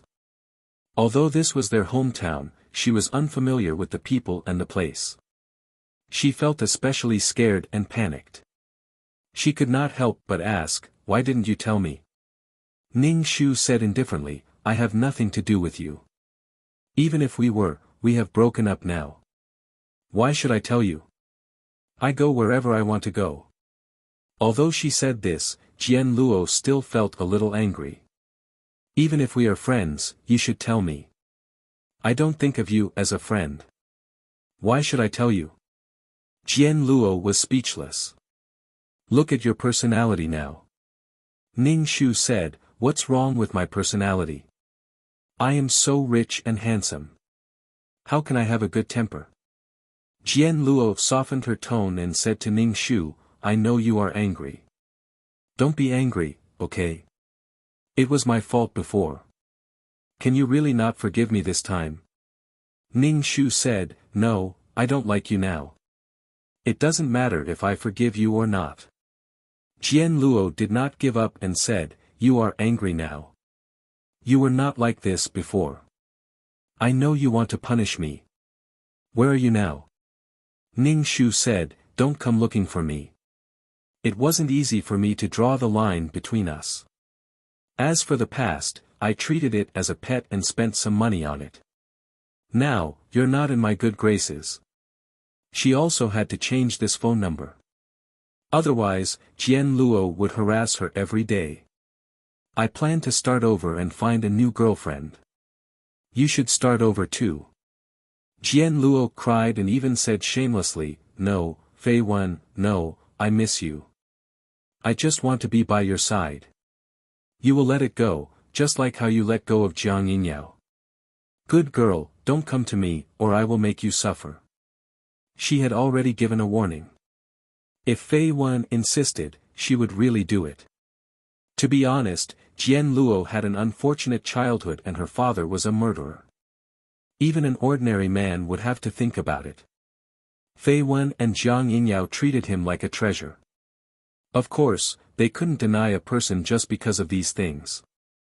But over the years, Jian Luo's high standards were not just for show. Her spare tires were all like Fei Wen, young, handsome, and rich.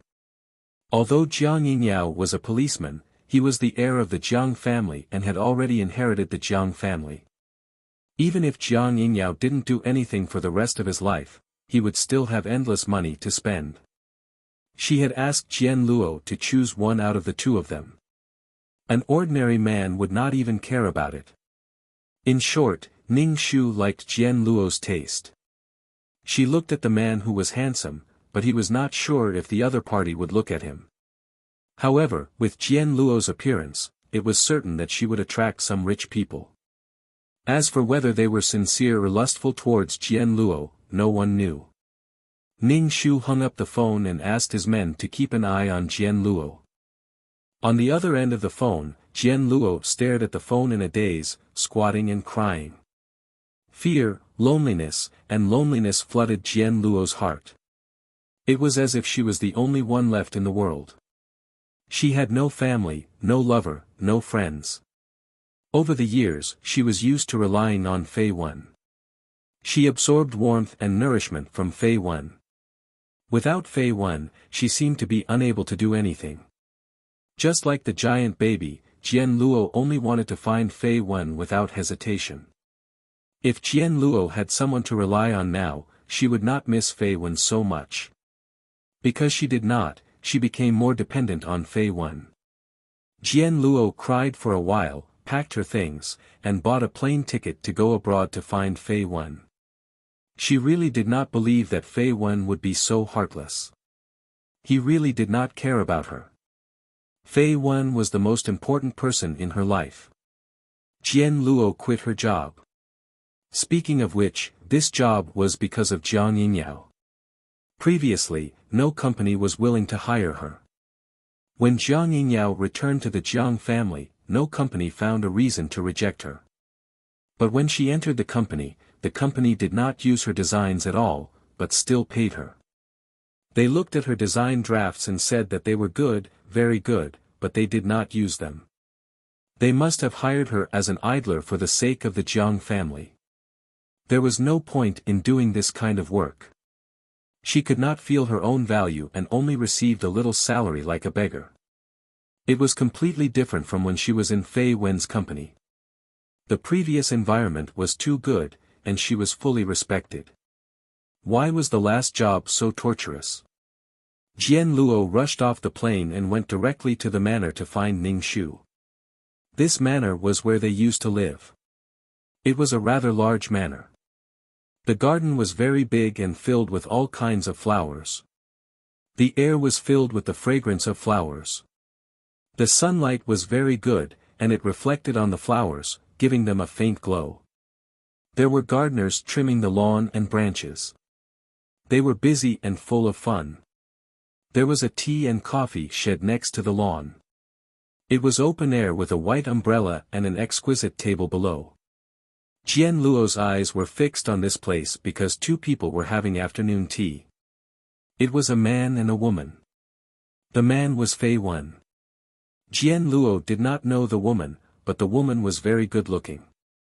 She was wearing a fresh dress and had a particularly good temperament. She held a cup of coffee, took a sip, and said something to Fei Wen. Fei Wen's face showed a very dazzling smile, which made Jian Luo very unhappy. She felt like her things were being stolen.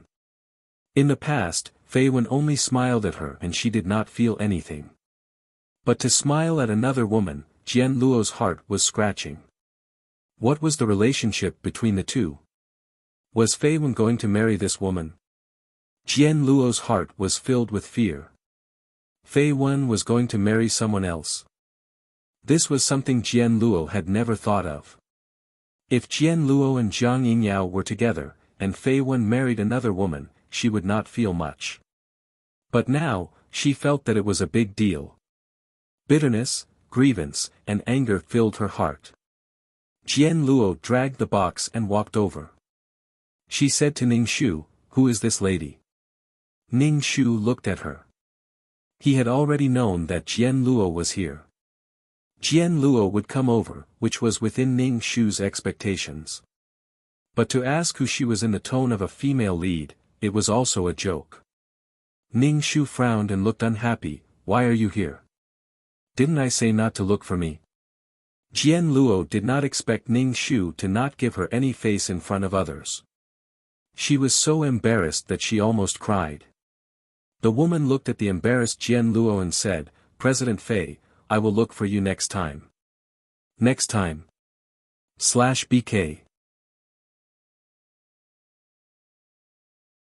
Chapter 3661. What was the relationship between the two? What stage had it developed to? Were they in a relationship or getting married? Jian Luo's mind was in a storm as she looked at the woman's beautiful back. On the phone, Ning Shu asked the servant to put away the coffee cup. Jian Luo suddenly jumped out on such a sunny day. It was really annoying. Jian Luo followed behind Ning Shu and asked, "Who is that woman? What does it have to do with you, Pacific Police? You're so nosy. Also, I told you, don't come to me." Jian Luo reached out and tugged at Ning Shu's sleeve pitifully. Fei Wen, Ning Shu said, "Are you calling my soul? I don't want to be with you at all. From the moment you decided to be with Jiang Yingyao, I saw through your nature. Also, I like men. Even if I want to marry a woman, it won't be you. I used to be nice to you because I was raising a pet." Fei Wen doted on Jian Luo in a more popular way now. She spoiled Jian Luo to the point that she couldn't tell the difference between the 5 grains and 4 limbs. She was spoiled to the point that she became disabled and was raised like a daughter. Then she successfully raised a person who relied on her. Jian Luo's life with Jiang Yingyao was no different from Fei Wen's. They were both rich and had servants to serve them. A giant baby was transferred from one person to another. There was no difference. But now this giant baby was not accepted by anyone. The giant baby panicked and found the most suitable person to raise it. This person was undoubtedly Fei Wen. Ning Shu asked someone to send Jian Luo out and told the servant not to open the door for Jian Luo in the future. Jian Luo was no longer the owner of this manor. The servants looked at each other and didn't know whether Ning Shu was telling the truth or not. After all, they had worked in the manor for a long time and knew clearly how good the male owner was to Jian Luo. Maybe the two of them were at odds. If they went too far, when the two of them got back together, their position would be a bit awkward. It would be very awkward. Ning Shu reassured these people. Don't worry, Jian Luo had no chance to become the female owner of this manor and planned to find someone else to marry. He also said that Jian Luo had cheated on him and said that he would not be with Jian Luo anymore. Hearing that Jian Luo had cheated on him, these servants were very angry, but they were also relieved. They could keep Jian Luo at the door with a clear conscience. Jian Luo was chased out of the manor and the box was thrown beside her. "Aunt Zhang, why are you like this?" Jian Luo looked at Auntie Zhang in shock. This woman had worked in the manor for a long time. For more than 10 years, they had been together day and night. He didn't expect her to be so heartless. Auntie Zhang spat, "You've done such a thing, and you still expect Fei Wen to let bygones be bygones? Where's your brain?" Auntie Zhang was good to Jian Luo because Jian Luo was going to marry Fei Wen in the future. In terms of closeness, of course, she was closer to Fei Wen. Fei Wen was her boss, he gave her a salary and supported her. What was Jian Luo? The fact that she didn't call him shameless was already out of consideration for their past relationship. She didn't want to make things too unpleasant. The gate of the manor closed with a bang. Jian Luo stood alone at the gate. She wanted to cry but had no tears. However, she was unwilling to give up and kept waiting at the gate. She knew that there were surveillance cameras at the gate. Fei Wen must be able to see it. However, she waited until night fell. Fei Wen didn't come out, but he didn't let her in either. Although it wasn't cold now, the night was cold. Jian Luo couldn't help but rub her arms. She opened the suitcase and took out her clothes to put on. She had been guarding him all along. Ning Shu finished his dinner happily and said to Auntie Zhang, "Don't send food to outsiders. If you do, she will think that I have forgiven her. She will want a yard after taking an inch." If she sent dinner, Jian Luo would definitely misunderstand and think that she was soft-hearted. Otherwise, she wouldn't send food to her. Seeing that there was hope, Jian Luo would continue to harass her. "You can keep waiting and see if your stomach is hungry. I won't send you a grain of rice or a drop of water." People were so strange. In the past, she would send whatever was expensive, but they didn't care at all. Now, she didn't give anything and couldn't be driven away. Auntie Zhang wanted to send some food to Jian Luo, even if it was just bread. However, after hearing Ning Shu's words, she naturally listened to her boss. There was no need to offend her parents for someone who had nothing to do with her. Jian Luo held on to the gate and looked at the brightly lit manor. Her heart was very sour. She didn't feel anything when she was in the manor before. Now, she felt that the manor was so warm. It was so safe to have a place to stay. Until now, Jian Luo realized that she didn't even have a house, whether it was in the country or abroad. She was driven out and she was homeless. She was hungry. The last time she ate was on the plane. She ate some in-flight food. The food on the plane didn't taste very good. Jian Luo had something on her mind and didn't have much appetite. She was already hungry. It wasn't easy to endure until morning. She thought that Fei Wen would be soft-hearted, but he was still indifferent. At noon, she was already hypoglycemic. Her face was pale and she didn't have much energy. She leaned against the suitcase listlessly. However, Jian Luo was still enduring. She used herself as a bargaining chip to gamble with Ning Shu. Ning Shu was still indifferent. However, Auntie Zhang was a little uneasy. She asked Ning Shu what they should do. They couldn't really let Jian Luo starve to death outside. Ning Shu said, "Call the ambulance when she faints from hunger." The body belonged to Jian Luo. It was none of her business if she got sick from hunger. Jian Luo was the one suffering. Jian Luo really liked to torture herself. First, she cut her wrists to commit suicide. Now, she was starving herself to death. She didn't really want to starve herself to death. She just wanted to make Fei Wen, who liked her, give in.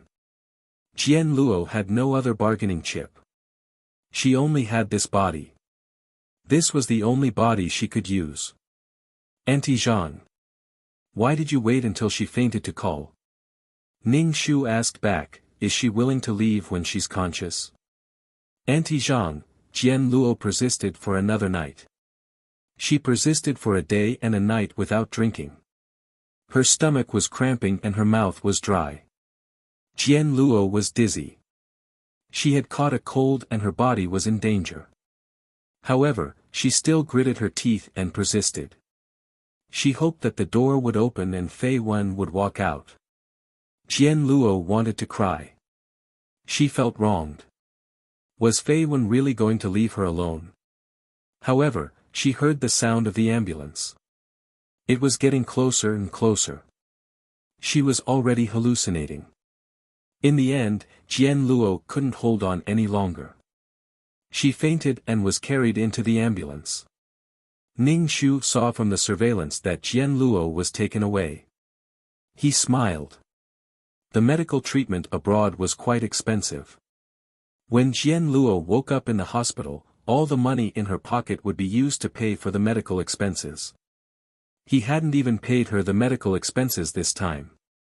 Now, he wanted to take money from her pocket. He was living in a dream. /BK Chapter 3662 From the beginning to the end, Ning Shu did not go out to check on Jian Luo. Jian Luo was just a little hypoglycemia, plus she did not rest well, so she caught a cold. She just needed some glucose to lower her temperature. It was not a big problem. When she woke up, the first thing the nurse did was to ask Jian Luo to pay the medical fees and get some cold medicine before she could leave. Jian Luo used all the money she had to pay the medical fees. It was not easy to get the money. The medical fees overseas were really expensive. Jian Luo dragged her tired body out of the hospital, not knowing where to go. She had no money and no place to stay. The only person she could find was Fei Wen. But Fian refused to see her. Jian Luo wiped her eyes and could not help but cry. The most important thing now was to find a place to stay. She did not have that much money, so she could only find a cheap place to stay. It was really unsafe for a single woman like her, especially in a place like overseas where it was legal to carry a gun. Jian Luo was scared.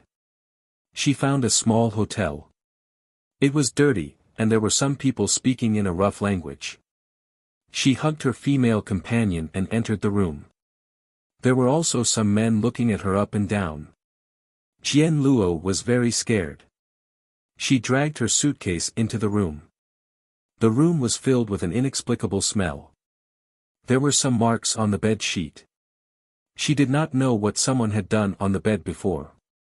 The problem was why the hotel did not change the bed sheets. Jian Luo had a good life. She was poor when she was young, but she had been with Fei Wen for more than 10 years. The soundproofing of the hotel was not very good. It was not dark yet, but the next room was already noisy. The voices of men and women were mixed together. Jian Luo only felt disgusted. She did not blush or have a heartbeat. She even wanted to cry. The feeling of being poor was not good. There was no high bed or soft pillow, no comfortable environment, only cramped and depressed. Being ordinary was not good at all. Jian Luo did not like money, but she had to worry about money because she could not afford to stay for more than a few days. So now she had to find a job. But it was not easy to get a job. She needed to submit her resume one by one, and there was a gap in between. What should she do during this period? Even if she worked, she would not get paid immediately. Jian Luo did not expect to live so poorly. Now she just wanted to go back to her previous life. The fastest way to earn money was to work as a waiter in a fast food restaurant, which was paid by the hour. First, he had to ensure his own survival before he could talk about the matter with Fei Wen. Jian Luo knew that if she went to Fei Wen now, Fei Wen was still angry and would not care about her. After some time, he would look for Li Wen. Jian Luo applied for a job as a waitress in a fast food restaurant. Her job was to serve the dishes to the guests and clean up the table after the guests left. It was a relatively simple job. He could definitely support himself by doing this.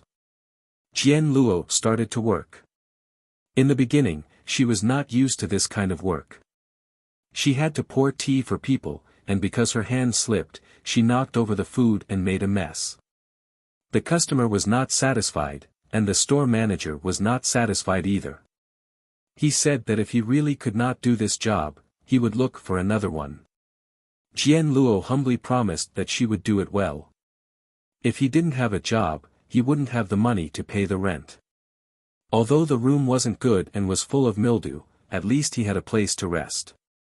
It wasn't like they didn't even have a place to rest. It was safer than walking on the streets. Every time she returned to the hotel, she would be looked at by a group of people. Probably because she was a single woman, there was always a hint of meaning in their eyes. Jian Luo was afraid that a man would rush in and hurt her. Jian Luo was scared just thinking about being hurt like this when she was a young girl. In Fei Wen's manner, she never thought about safety, and she would not have anything to do with these people who had nothing to do at the lower levels. There were only luxurious clothes and luxurious luxuries. Everywhere she went, the floor was filled with fragrance, whether it was the fragrance of wine or perfume. Everything was so beautiful that the tip of her nose would not smell the stench. Jian Luo did not dare to sleep too deeply at night. There were always men and women next door who were tirelessly making all kinds of noises. It was endless. If she did not sleep well, she would not be energetic. Jian Luo wanted to change places, but she did not have extra money. She ate the cheapest fast food for 3 meals a day.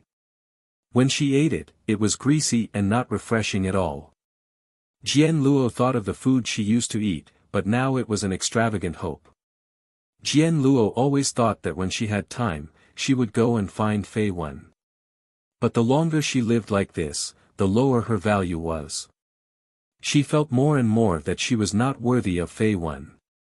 She was just a woman who did not even have a formal job and dealt with all kinds of customers every day. Some customers even entertained the waiters. Every time Jian Luo was teased, she was so embarrassed that she wanted to cry. She did not find it interesting at all. Sometimes, when she was slapped on the butt, she could only endure it because she had no money. No money meant no food, shelter, and transportation. Jian Luo felt that she was struggling in a whirlpool. This whirlpool would swallow her sooner or later. She tried to break free, but she could not. But if she let this whirlpool swallow her, then she would really be depraved. Jian Luo felt that she was getting further and further away from Fei Wen. She was getting lower and lower, and Fei Wen was getting higher and higher. She did not have the confidence to be worthy of Fei Wen. She paced back and forth at the gate of the manor, looking at the iron gate. She did not have the confidence to ring the doorbell and see Fei Wen. Fei Wen touched her face. Was she beautiful now? In the mottled mirror, there was a pale and tired face. Her skin was not as white as before, and her eyes were not bright. The mentality determined her youth. But food, shelter, and transportation, when survival took up all one's time and life, there was no good mentality at all. A person who was tired and in a hurry would not be able to relax. Those who lived elegantly and comfortably were all supported by a rich material foundation. There was no fear, no need to worry about not having food to eat or a house to live in. Unlike those who had no money, they were full of insecurity. Jian Luo wanted to change, but she did not know how to change. Her resume was like a stone sinking into the sea. People did not want a designer like her. Jian Luo had a clear understanding that she would not be able to apply for a designer job. Designers seemed to be a job for the rich. With resources, designers could use their talents well. What was she going to do without money and power? Was she going to stay like this, doing temporary jobs? This kind of life was really terrible. Jian Luo shuddered just thinking about it. If she had not seen the scenery at the top, it would have been fine. But after seeing it, she was not willing to stay in the mud. Chapter 36-63. The more difficult it was, the more he yearned for his previous life. Without comparison, there would be hurt. That kind of life was simply like the life of a deity. Now, taking public transport was crowded with people just to save on the fare. It was funny. Money was such a tacky thing. Friendship, love, and family, once money was involved, it felt like these beautiful feelings were tainted. But how a person lived all depended on whether or not he had it. To put it in an extreme way, if a person didn't have money, he wouldn't be a Liren.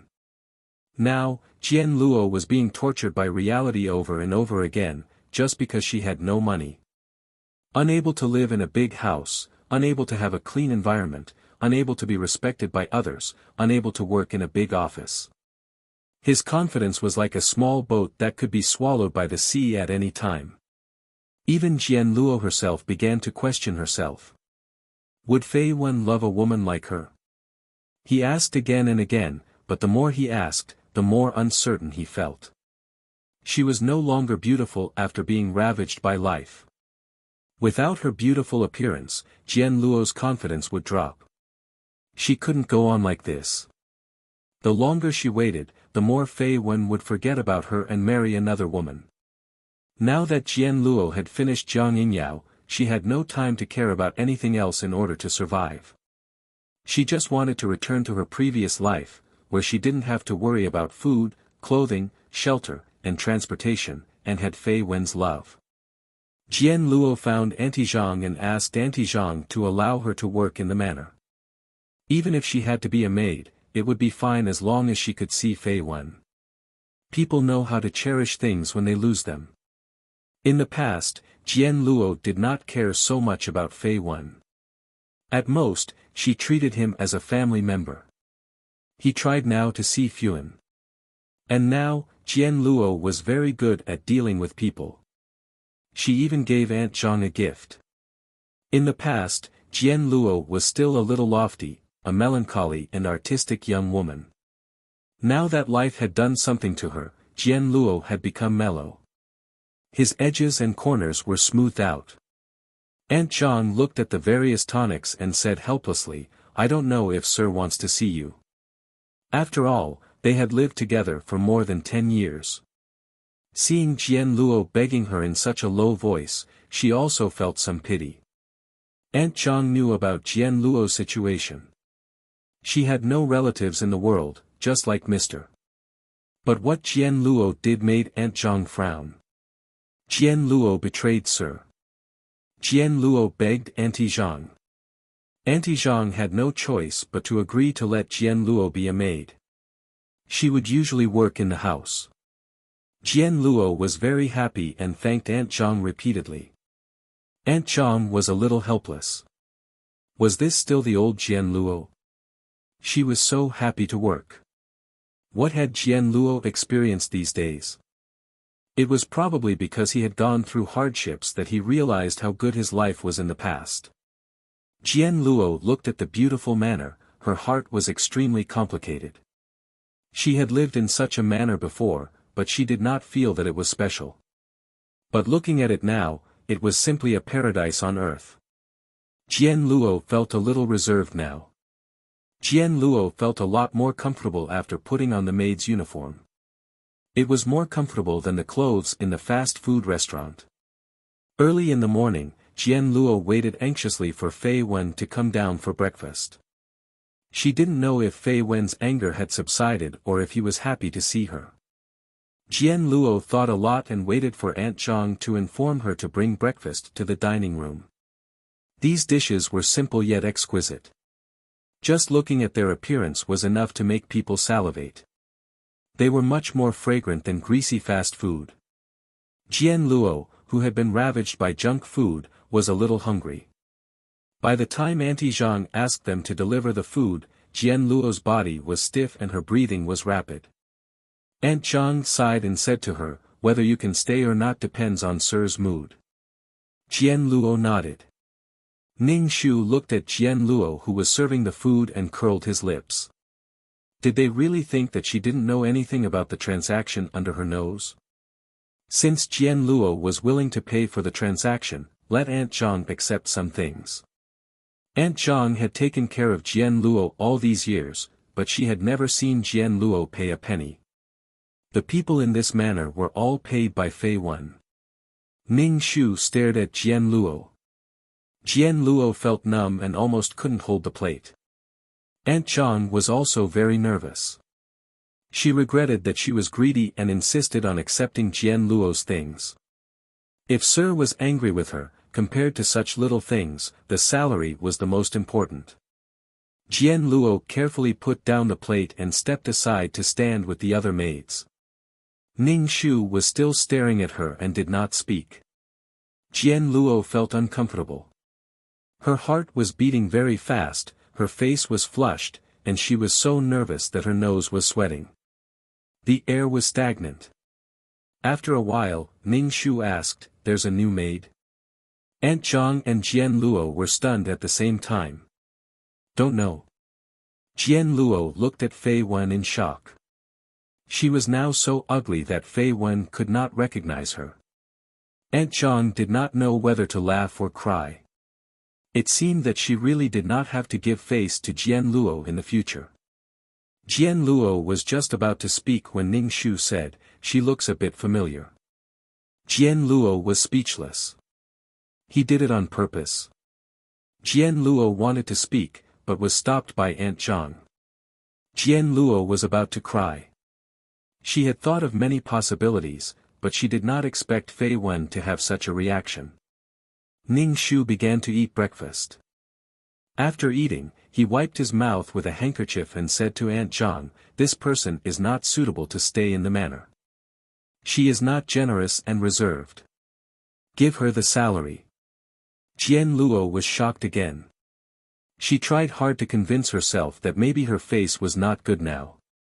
She could live in the manor for a while and recover her beauty. Whether Fei Wen really could not recognize her or was pretending, as long as she could stay in the manor, it would be fine. She did not want to go back to that small hotel. Some men were looking at her more and more presumptuous. They probably knew that she was alone, so they had evil thoughts. But Jian Luo wanted to drive her away. Jian Luo was about to cry. Aunt Zhang saw the situation and pulled Jian Luo away. Jian Luo still wanted to speak, but Aunt Zhang covered her mouth and dragged her away. Ning Shu did not even look at her. Jian Luo's eyes became dimmer and dimmer. Auntie Zhang returned all the things that Jian Luo had given to her, and also paid her half a month's salary. The manor was very generous to the maids. Although Jian Luo only worked for 2 or 3 hours, she received half a month's salary. Jian Luo squatted on the ground and cried with her face covered. If she had known this would happen, she would not have done it. Ning Shu felt that he could complete the task. Even if the client came back and wanted to accept Jian Luo would be flattered and be loyal to Fei Wen. She was afraid of returning to such a hard life. Jian Luo would rather go back to Jiang Yingyao than waste time with her. Jiang Yingyao was more soft-hearted than her and would help Jian Luo. But Jiang Yingyao's fiancé would not give up. The girl at the engagement party was also a clear-headed person. Alas, she wanted to go back and see Fa Tian. She did not know what Fa Tian was doing when she was not around. Was he reading and writing, or playing with the little mouse? She did not know if the iceberg had melted and how many energy bodies were there. Chapter 36-64. Auntie Zhang felt that Sir did not want to push things too far. After all, she had fallen in love again. It was up to Jian Luo to see if she was tactful. Even if she was not tactful, there was nothing she could do. There was no place for her here. Jian Luo accepted the things that Auntie Zhang returned to her. She had spent a lot of money to buy these things and kept them for her own use. This was what it meant to be poor. Now Jian Luo was extremely regretful. Why did she buy such expensive gifts for Old Lady Jiang? Old Lady Jiang accepted these things but did not acknowledge her. These things were wasted. Auntie Zhang was speechless. Although she was definitely returning these things to Jian Luo accepted them without any hesitation. This made Auntie Zhang feel uncomfortable. She risked being punished by Sir and losing her job to let Jian Luo work in the manor. Was she not worthy and not qualified to take these things? This person was too stingy. How much could these things cost? She did not expect Jian Luo to be such a person. Auntie Zhang felt like cursing Xiao Tianquan. If she helped Jian Luo again in the future, she would not be human. How could she not know how to be a person? Even like this, she still wanted to get Sir back. Ha ha ha. Auntie Zhang was very unhappy. Her tone was cold. Since your salary has been paid, you should leave quickly. Jian Luo was very sad. She even treated Auntie Zhang as her confidant. She said, "Auntie Zhang, does Fei Wen really not recognize me?" Auntie Zhang rolled her eyes. How could he not recognize her? What if she was alone at home? It was impossible to completely turn into someone else. Obviously, he did not want to recognize her. Only Jian Luo was worried about her gains and losses. She actually believed that Sir really did not recognize her. Okay, you should leave quickly. We'll talk about it later. Auntie Zhang only wanted Jian Luo to leave now. Take those things and leave. Jian Luo left the manor dejectedly. Life was so difficult that Jian Luo felt like she was in hell.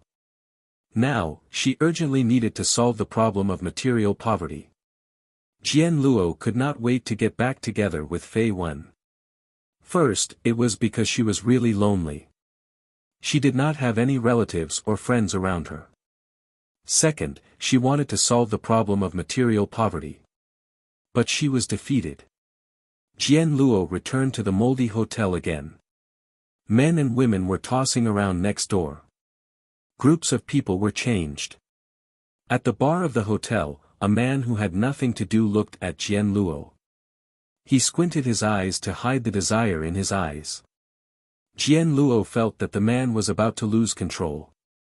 She had been alone for such a long time, and she was of a different race. Even if something were to happen in a foreign country, no one would be able to help him. Jian Luo was very scared. She used half a month's salary from the manor to buy a plane ticket back home. She wanted to go back and find Jiang Yingyao. Carrying the suitcase, he left in a hurry, leaving behind a disappointed look. Jian Luo breathed a sigh of relief and boarded the plane back to her motherland. The first thing she did was to call Jiang Yingyao, but a woman answered the phone. The woman's voice was graceful and gentle. Jian Luo was speechless for a moment and hung up the phone. She repeatedly confirmed that this was Jiang Yingyao's number. Why did a woman pick it up? Could she be Jiang Yingyao's fiancée? The woman on the other end of the phone was baffled. She hung up without saying a word. What was she doing? When she saw Jiang Yingyao, the secretary passed the phone to him and said, "A woman called you," but she hung up without saying anything. Her name is Jian Luo. Jiang Yingyao was stunned when he heard the name. Seeing the secretary sizing him up, he explained, "She's my former classmate."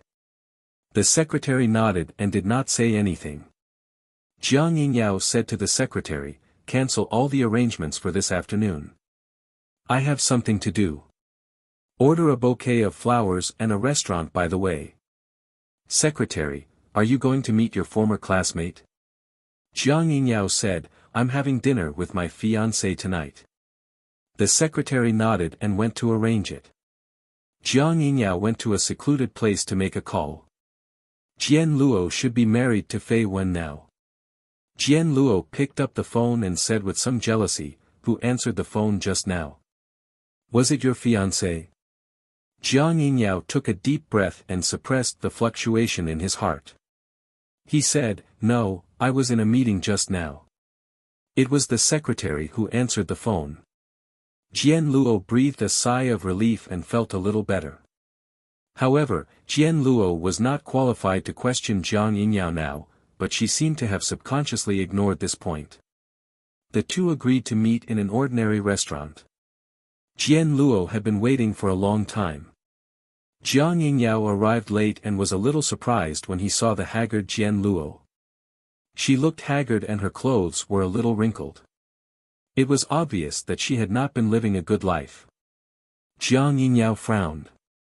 What was going on? Wasn't she going to marry Fei Wen? Why did she look like this? Did Fei Wen not treat her well? Jiang Yingyao sat down and asked, "Why are you looking for me?" Jian Luo did not know what to say for a moment. She only felt that when she saw the tall figure and the awe-inspiring righteousness of a police officer, she suddenly felt a lot safer. It was too dangerous abroad. Jian Luo said, "I broke up with Fei Wen." Jiang Yingyao asked, "Why?" She did not choose Fei Wen. Fei Wen should be good to her.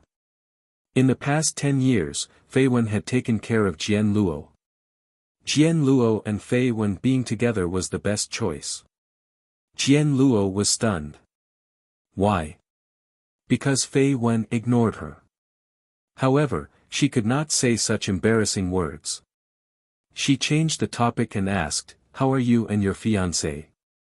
Jiang Yingyao smiled bitterly. "You should know what happened between us." Jian Luo was relieved. At least the two of them were not in love. Jian Luo stared at Jiang Yingyao. "I can't forget you." She even reached out her hand and looked at Jiang Yingyao with tears in her eyes. Jiang Yingyao looked conflicted and finally retracted his hand. "I already have a fiancé." Or was it because of Jian Luo's hurt that he got engaged to the daughter of a conglomerate? Speaking of which, Jian Luo also contributed to this matter. Jiang Yingyao's rejection shocked and hurt Jian Luo. She thought that Jiang Yingyao would accept her. But why? Wasn't Jiang Yingyao full of love and guilt towards her? Now she only wanted to be with Jiang Yingyao. As for whether she was his wife or not, Jian Luo could force herself to accept it. She had already lowered her standards. She never expected Jiang Yingyao to reject her. Jian Luo asked in a daze, why? Did Jiang Yingyao not love her anymore? Did all men's feelings change so quickly? Fei Wen was like this. Jiang Yingyao was also like this. Now both men did not want her. What was going on? Jiang Yingyao said, "I have already made my choice." Although he was forced, it was the truth and could not be changed. Chapter 36-65. Jian Luo was shocked. From Jiang Yingyao's tone, it seemed that he planned to live a good life with his fiancée. Her voice was a little sharp. "But you don't love her." Jiang Yingyao nodded. "I don't love her, but that's not a reason for me to hurt her. The Jiang family was using her father to pave the way for me. I don't love her, but she's already my fiancée. Soon, she'll be my wife. Because I used her, and because I don't love her. I'm already feeling guilty. Not loving her is not a reason for me to hurt her." As a former good cop, he couldn't use the excuse of not loving her to hurt his future wife. His fiancée didn't do anything wrong. Even if he didn't love her, it was because of himself. He had someone else in his heart and couldn't let go.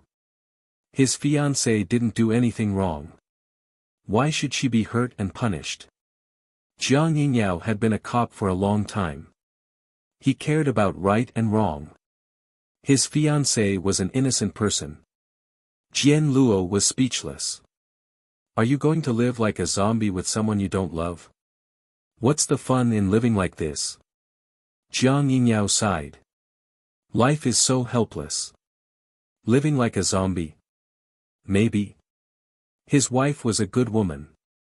If he had a good wife and a child, he should have a complete life. As for the rest, it wasn't very important. When he broke up with Jian Luo, Jiang Yingyao was in so much pain that he almost died. But after enduring it, his mentality seemed to have changed. Rather than this pain, it was better to live a normal life. It was too painful. Jian Luo couldn't accept the fact that she was abandoned by two men. Previously, the two men looked like they couldn't live without her. They broke up with her in the blink of an eye, and the other had a fiancé. Jian Luo said a little sharply, "You actually wanted to abandon me and choose the Jiang family." After tossing and turning for a while, they finally returned to their own paths in life. Jiang Yingyao became the heir of the Jiang family and married a wife of equal status. She was a perfect person. She became an abandoned person, and because she angered Fei Wen gave up on her. Everyone was fine, but she was crushed into a pile of mud. Jian Luo lost control of her emotions and questioned Jiang Yingyao. Everyone in the restaurant looked at Jian Luo. Jian Luo did not care about other people's gazes. She accused Jiang Yingyao as if Jiang Yingyao was a scumbag. Jiang Yingyao looked at Jian Luo helplessly. The angry Jian Luo's facial muscles were contorted. She was bristling with anger, sharp and harsh. People looked really ugly when they were angry. What had happened that forced Jian Luo into this state? Did Fei Wen not care about her at all? Jiang Yingyao's heart ached. The stubborn girl in his memory had now become like this. But they could no longer be together. If Jane had given him more time and trust, they might have been together. He was dealing with those old foxes in the company and reading all kinds of mind-numbing documents. His brain seemed to have been occupied by the legal provisions. Looking at these documents, his brain was not enough. Doing things that he did not like, every minute and every second was torture, and he had to rely on Jian Luo to support him. He wanted to be with Jian Luo openly, receive everyone's blessings, and at the same time, let Jian Luo have good material conditions.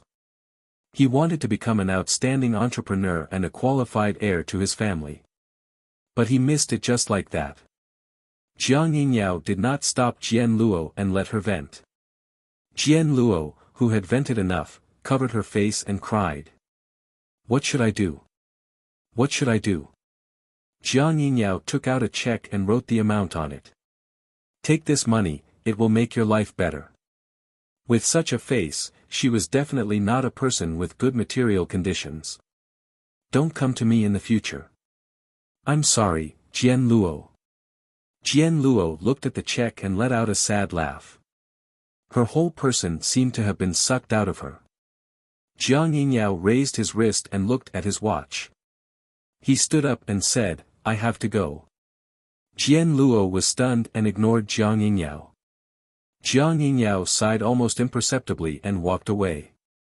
He still had an appointment in the evening. Jiang Yingyao went to the restaurant that the secretary had mentioned. His fiancée was already waiting. Under the dim light of the restaurant, it looked beautiful and quiet. Her skin seemed to be coated with a faint luster. His fiancée was very beautiful. Jiang Yingyao thought of Jian Luo's twisted and terrible face when she was angry. You're here. His fiancée smiled at him. Jiang Yingyao nodded. I went to see someone. I'm late. I'm hungry. Let's eat. His fiancée said. Jiang Yingyao asked, why don't you ask me who I went to see? Okay, who did you go to see? His fiancée asked. Jiang Yingyao suddenly smiled. An old friend. Ning Shu was swimming in the manor's swimming pool. Suddenly, he felt relieved, as if something had moved away. He felt much better. His whole body was suddenly filled with energy. Ning Shu swam around the pool several times. When he felt tired, he came up and used a handkerchief to wipe the water off his body. Ning Shu could guess why Fei Wen felt so happy. Probably because Jian Luo was defeated by these two men. Jiang Yingyao probably would not accept Jian Luo. She made a ruckus and jumped around between the two men, but neither of them managed to get a single one. She did not have the courage to endure with Jiang Yingyao. In the blink of an eye, she wanted to be with Fei Wen. She did not have a firm stand. In the end, she lost everything. Not to mention that she loved both of them. At most, she could not bear to part with both of them. Only a broken car needed a lot of spare tires. Mission completed. Do you want to leave? Dan Qing asked. Ning Shu nodded. Let's go. He should have left long ago. This mission did not take him much effort. The person who asked him to do it would just be angry. Now, Jian Luo had failed. How could there be so many perfect people in this world? At most, they would have more strengths and fewer weaknesses. How could they be called human if they had no weaknesses? In the future, if Jian Luo looked for a partner based on Jiang Yingyao and Fei Wen's standards, she would probably be alone for the rest of her life. He was rich, handsome, and loved her so much that she could not help herself. He could only say that she was shameless. His soul left Fei Wen's body and returned to the system space. Ning Shu. As soon as he came back, he heard a childish voice and a ball pouncing on him. It was the first time he was received so warmly. Ning Shu hugged Fa Tian. You can even call me by my name. The little mouse said helplessly, I learned it recently. Ning Shu praised, very good. The little mouse was probably annoyed by Fa Tian. As soon as Ning Shu came back, it ran away. It probably went to find Li Wen. Ning Shu asked, did you go to see the iceberg? Did it melt? No, I couldn't get away. The little mouse said tiredly.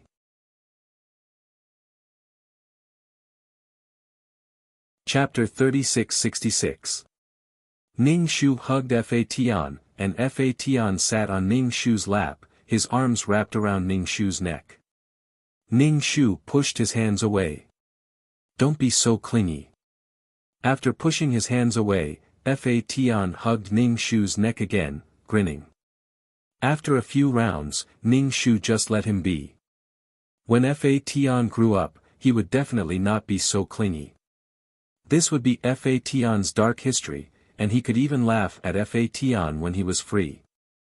He believed that when he grew older, Fa Tian would be more aware of his own gender, and he would be too embarrassed to be so clingy. Ning Shu opened his status panel and absorbed the soul power this time. You want to absorb it too? Ning Shu asked when he saw Fa Tian's expectant eyes. Fa Tian hesitated for a moment, then nodded. Yes. No. Ning Shu directly refused. Previously, when Fa Tian came into contact with the baleful aura, it was so hot that it almost melted. The soul power was not clean, and it contained the 7 emotions and 6 desires. Fa Tian's heart was pure, and it was not good for him to come into contact with it. Even if he wanted to absorb the soul power, it should be pure. Even if he wanted to absorb it, he had to wait until he was stronger and had a stronger resistance. Fa Tian was stunned for a moment, clearly not expecting Ning Shu to reject him so heartlessly. He immediately pouted, no longer hugging Ning Shu's neck, and squatted in the corner. Ning Shu ignored him, letting him grow mushrooms in the corner. Little Mouse, who was tired of Fa Tian, said, he just wants to eat some soul power, just let him have a taste. Why do you have to be like this? Ning Shu, what does it have to do with you? It has nothing to do with me. I'm too lazy to care. Hurry up and go look at the iceberg. Little Mouse said in a bad mood. He wanted to eat energy. He was so hungry. This child should be left alone. It was better than chattering and asking all sorts of questions. When Ning Shu was not here, Little Mouse was almost driven crazy by Fa Tian. He could not leave Fa Tian and run away. If something happened to Fa Tian, Ning Shu would come back and cause trouble for him. This woman was very petty and pretentious. She was very vengeful. Ning Shu absorbed the soul power as he opened his status panel. Name, Ning Age, 27 rank, Super Mission Enforcer Points card, 276 plus 10 million points for 1 point card. Soul, 36 plus 1 health, 33 plus 1 wisdom, 44 plus 1 luck, 29 plus 1 charm, 20 plus 1 spirit, 45 plus 1 force, 32 plus 1 aptitude, 39 plus 1 faith, 25,025, 000 merit, 0 soul, 15 plus 5 authorization vote, 0 heart, pureness law, rule, non-constructed world, reincarnation world items, calm aura, heart calming pill, amulet 4, upgraded amulet plus 2, faith bell honorary titles, goddess of war, selfless ancestor skills, 5th ring shooting technique, intermediate fighting technique, intermediate level poison technique, beginner level business management knowledge, beginner level code programming, beginner level lawyer skill, sage ghost catching skill, beginner level cooking skill, intermediate level embroidery skill, trash hypnosis aura, mother of the world, queen's blessing, sister model worker, Chen Shi's blessing, leader aura, grass blessing, best friend for life, Meow Meow Meow's blessing, life-saving hand, Zhu Su blessing, founding woman, Chen Ermiai's blessing, lawful lady, Chen Ning's blessing, bane of the blood. Clan, Jasmine's blessing, transcending race communication, by Sun Yang's blessing, brave heart, Wang Ying's blessing, bloodthirsty tyrant, Ni Bingyan's blessing, heart of peace and joy, luck aura, faith aura, longevity. Completed Fei Wen's wish. Mission completion rate, 100%. Obtained 10-point cards, 8 attribute points, and 30% of the soul power donated by the soul power user. The soul power was relatively low, so this mission probably wasn't that difficult to begin with. Ning Shu felt that this attribute panel probably couldn't record her true strength anymore. Her current spiritual power was much stronger than what was shown on the attribute panel. In her mind space, any random star's spiritual power was stronger than what was shown on the attribute panel. Ning Shu looked at these auras. There was no point in hanging them here. Should he give them to Dan Qing? However, Ning Shu wouldn't give them to her voluntarily. If she needed them, she would have to ask Dan Qing. If she took the initiative to give them to her, it would make her things seem too cheap. What was she after by taking the initiative to give them to her?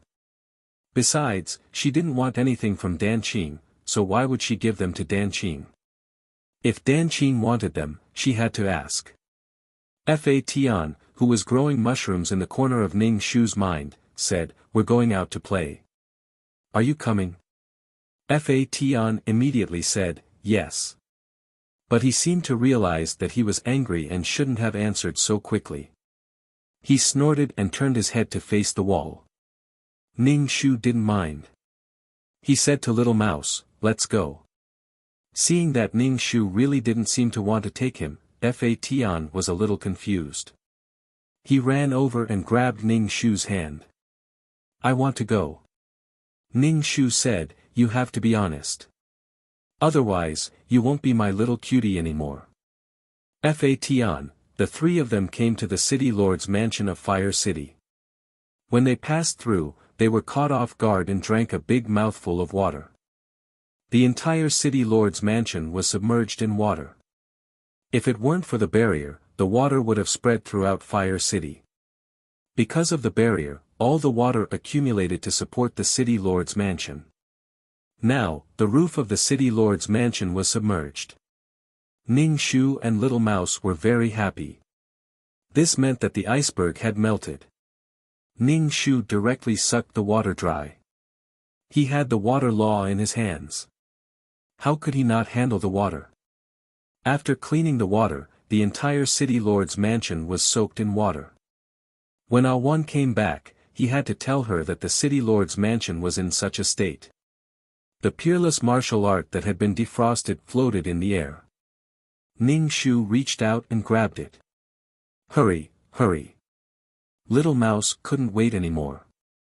He couldn't wait to eat the energy body. Ever since his race was exterminated, he hadn't eaten energy bodies for a long time. Ning Shu brought Fa Tian and Little Mouse into the peerless martial art. Inside the peerless martial art, there was nothing at all. The iceberg had melted. The energy body should still be inside. Now, they had to pick up the energy body. In the lifeless peerless martial art, the 2 men and 1 mouse searched everywhere. Ning Shu even released his mental strength. But mental strength was useless in the peerless martial art. They had no choice but to search as they walked. This space was really too barren. There was no land, no mountains or rivers. He remembered that there was soil in the past. But after the destruction of the law of nothingness, it returned to the time before liberation. It was a dead space. What a pity for such a world of faith. It was stifling. But after walking for a while, they didn't see any energy body. Ning Shu and Little Mouse looked at each other. They clearly saw that the iceberg was embedded with colorful energy bodies. Why didn't they see any energy body after walking for so long? What was going on?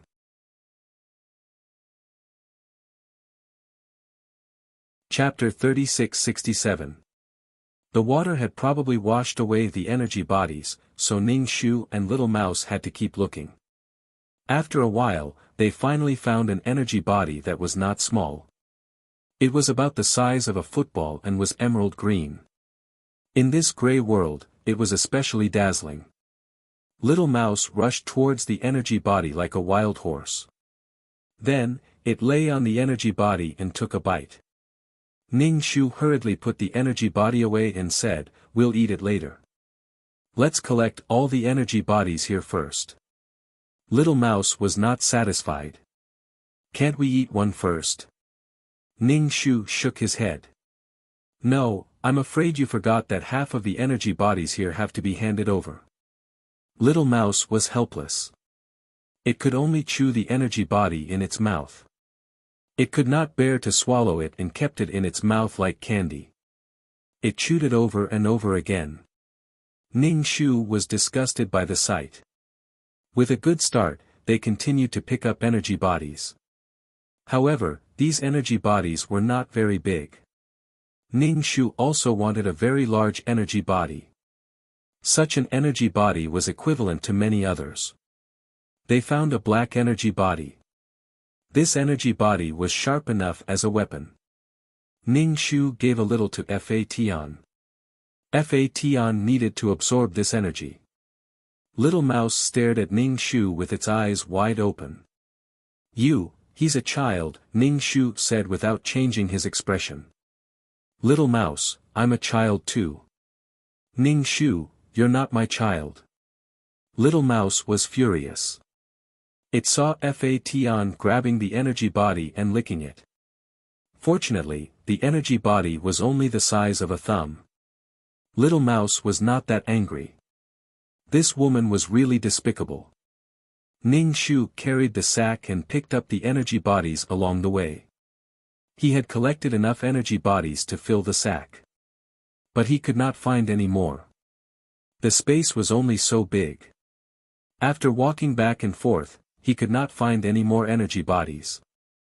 Ning Shu, just a bag of energy. They even had to hand over half of it.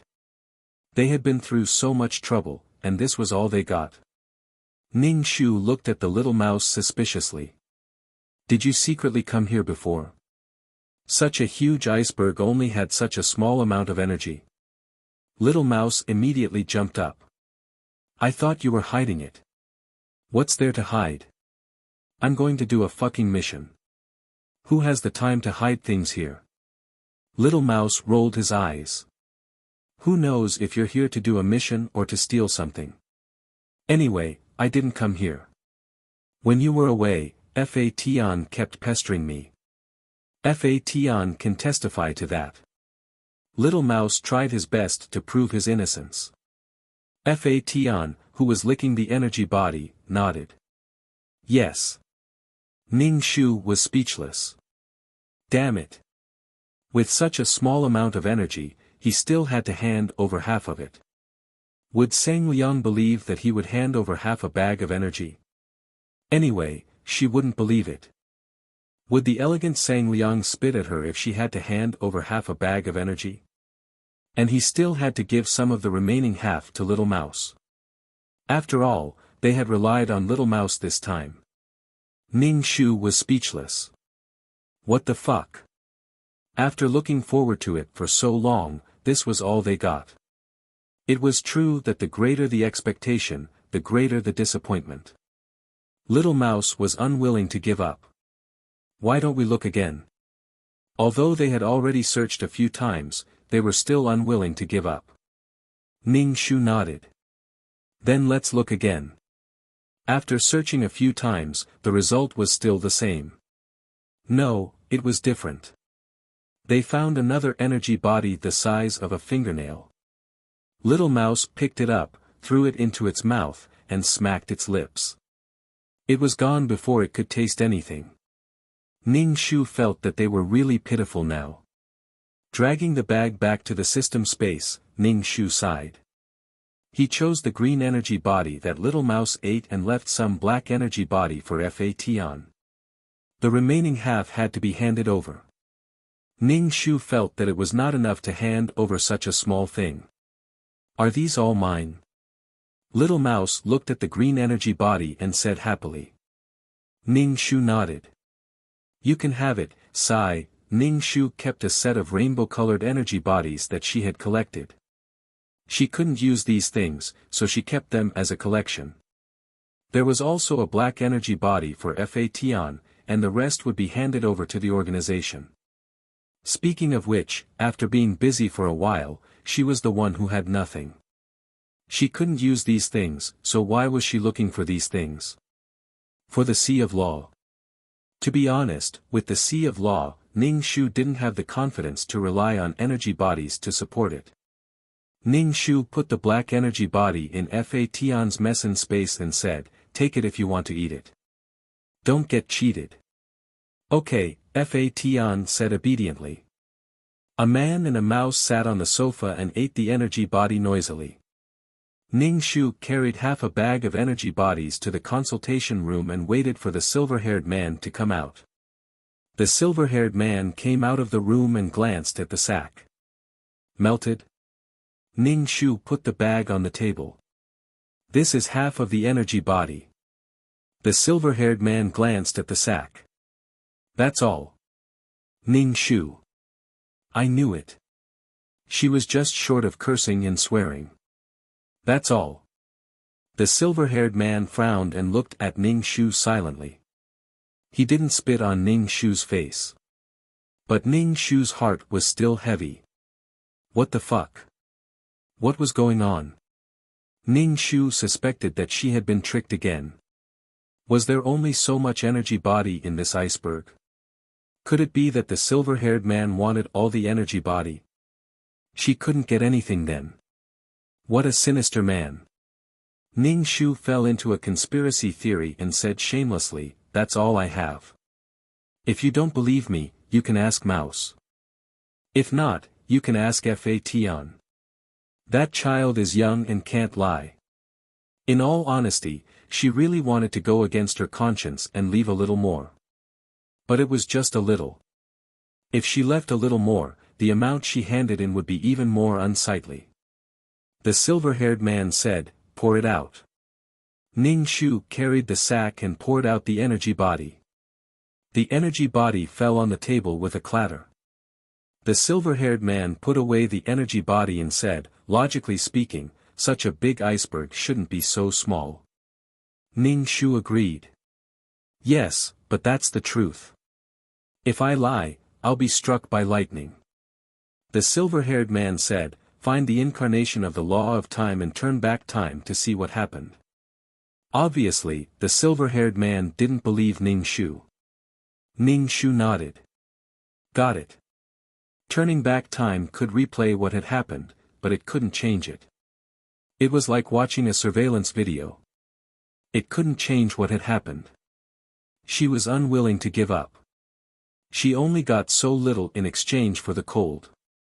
After leaving the consultation room, Ning Shu went to find the man in the Cheongsam. Turning back time was a good thing. She had to quickly comprehend the law of time. Especially looking back at what had happened, it was too convenient to find out the truth.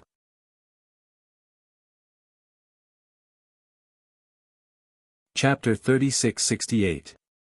Ning Shu looked for the Cheongsam man and saw him talking to a girl again. She didn't know what they were talking about, but both of them had smiles on their faces. The Cheongsam man was too greasy, so when Ning Shu saw him talking to a girl, she felt that he was flirting again. In the past, the Cheongsam man used to flirt with her a lot, but now he was much more honest. He talked to her directly and didn't flirt with her. Ning Shu felt that the Cheongsam man was flirting with people of average strength or similar strength. If the other party was stronger, he would be more honest. Men. He probably felt that the other party was weaker than him. Even if he flirted with her and wanted to do something, the Cheongsam man wasn't afraid. "Ning Shu, are you worthy of your girlfriend who died for you? Do you still remember your girlfriend at Daming Lake?" When the Cheongsam man saw that Ning Shu was here, he told the girl.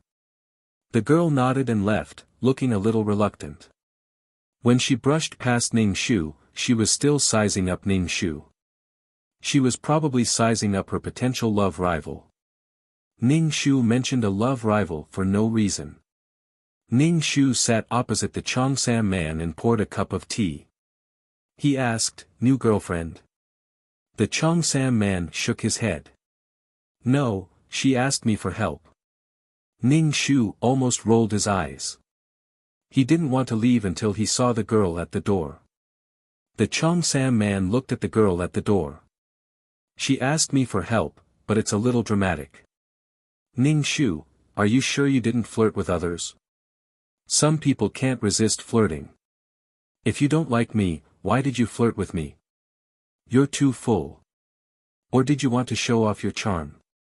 Seeing other people blushing and being shy gave you a sense of accomplishment.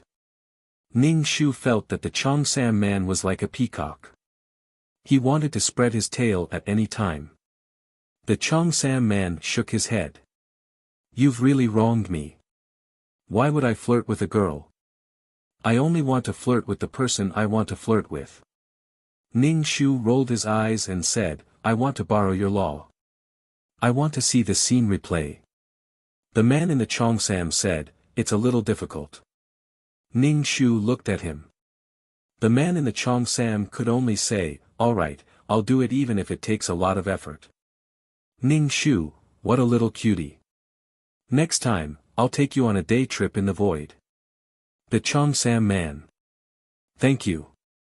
Ning Shu took out the peerless martial art and brought the Cheongsam man into the peerless martial art. He said, help me retrace the process of the iceberg melting. He really couldn't understand why there was so little energy. The Cheongsam man nodded.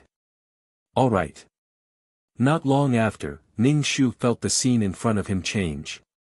A huge iceberg appeared in front of him, surrounded by cold air. Then, the iceberg slowly changed and began to melt. It was like watching a fast-forwarded video. As the iceberg melted, water filled the entire space, turning it into a vast ocean. Then, the water was slowly drained away. There was nothing out of the ordinary. The water had been drained clean, and the energy body in the iceberg was also exposed. That's all. Was there really only this much? Ning Shu was speechless. She had thought that the peerless martial art had absorbed it. It seemed that she had overestimated the peerless martial art. Being absorbed by the peerless martial art was better than just this little bit. Ning Shu said, thank you. That's all. The Cheongsam man asked, what exactly do you want to see? Anyway, the Cheongsam man only saw a large lump of ice melting. Ning Shu was a little disappointed. I didn't see what I wanted to see. Sigh, let's go eat. He was a little autistic. After exiting the peerless martial art, Ning Shu drank several cups of tea and asked the Cheongsam man, you wander around like this every day. You don't do missions, but you still comprehend the laws. The Cheongsam man was living a Buddhist life. Look at Ah Wan. Ah Wan was going to become the person in charge of a district in the future, but the Cheongsam man was still holding on to the laws of time. Little brother, what's wrong with you? You can't be like this. With the Sea of Laws, who knew how long it could protect mission enforcers like them? If the Sea of Laws was gone, the plane would no longer exist. The mission enforcers in Zhejiang would have no value. Even if the Grand Elder could survive, he wouldn't care about the mission enforcers anymore. What could they do at this time? Of course, they could only rely on themselves. They had to compete with the creatures in the void for a place to live. The Cheongsam man did not know this, but he had also been to the Sea of Laws. Did he not feel anything when he saw the Sea of Laws like that? The Cheongsam man said, I just came back from a mission. Why are you so worried about me? The Cheongsam man's expression was meaningful. Ning Shu snorted. What? The Cheongsam man probably thought that she had some thoughts about him. Actually, she just saw that the Cheongsam man was so Buddhist and could not help but say that. As for whether the Cheongsam man listened or not, it was none of her business.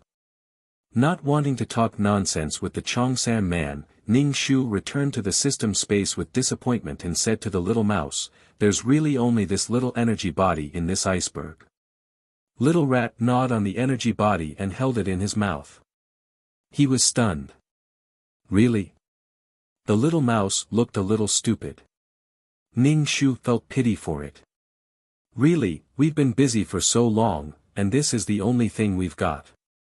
The little mouse sighed. The chat system rang. She opened the system and saw that it was from the silver-haired man.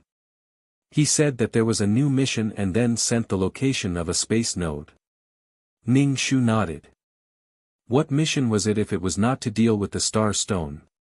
Ning Shu told the silver-haired man that she had gone back in time and watched from the beginning to the end.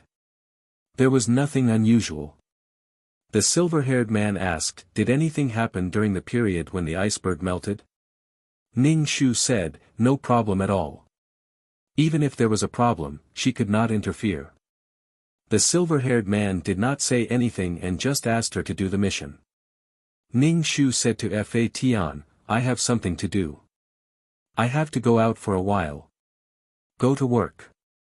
Fa Tian asked with a lisp, are you leaving again? Yes, I have to go to work. You play at home with Housie. When I'm free, I'll take you out to play. Probably because there were snacks, Fa Tian did not pester Ning Shu so much. He nodded obediently. Okay. Ning Shu turned around and said to the little mouse, watch him carefully. The little mouse was speechless. Women really had double standards. She showed a straight face to Fa Tian, but when she turned around, she pulled a long face to him. The little mouse was not happy, but it still said, I know. Ning Shu then went to work. The little mouse's body was really strong. If there was any danger, it could directly wrap people inside and prevent a lot of harm. Previously in the world of ice and snow, he relied on the little mouse to wrap himself. Next time, he would take the little mouse to travel in the void.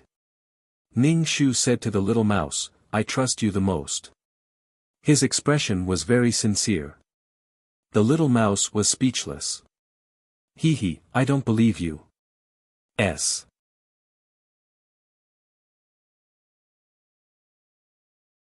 Chapter 3669. Ning Shu came to the location of the spatial node and found that it was Grand Uncle waiting there. There was no one else. Only the Grand Elder stood there alone. Ning Shu was a little annoyed, especially annoyed by him. Ning Shu put on a fake smile, walked over, and asked, what's the mission this time? Sang Liang didn't tell you. Grand Uncle said, go to a plane that's about to shatter. Ning Shu asked, what for?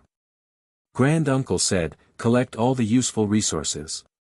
Ning Shu nodded. This was probably the consciousness of collecting inheritance. There were always resources in planes, such as metals, spirit stones, and the like. Some planes even had spirit chi, and this spirit chi could be retracted. These resources would disappear with the collapse of the plane, which was a bit wasteful.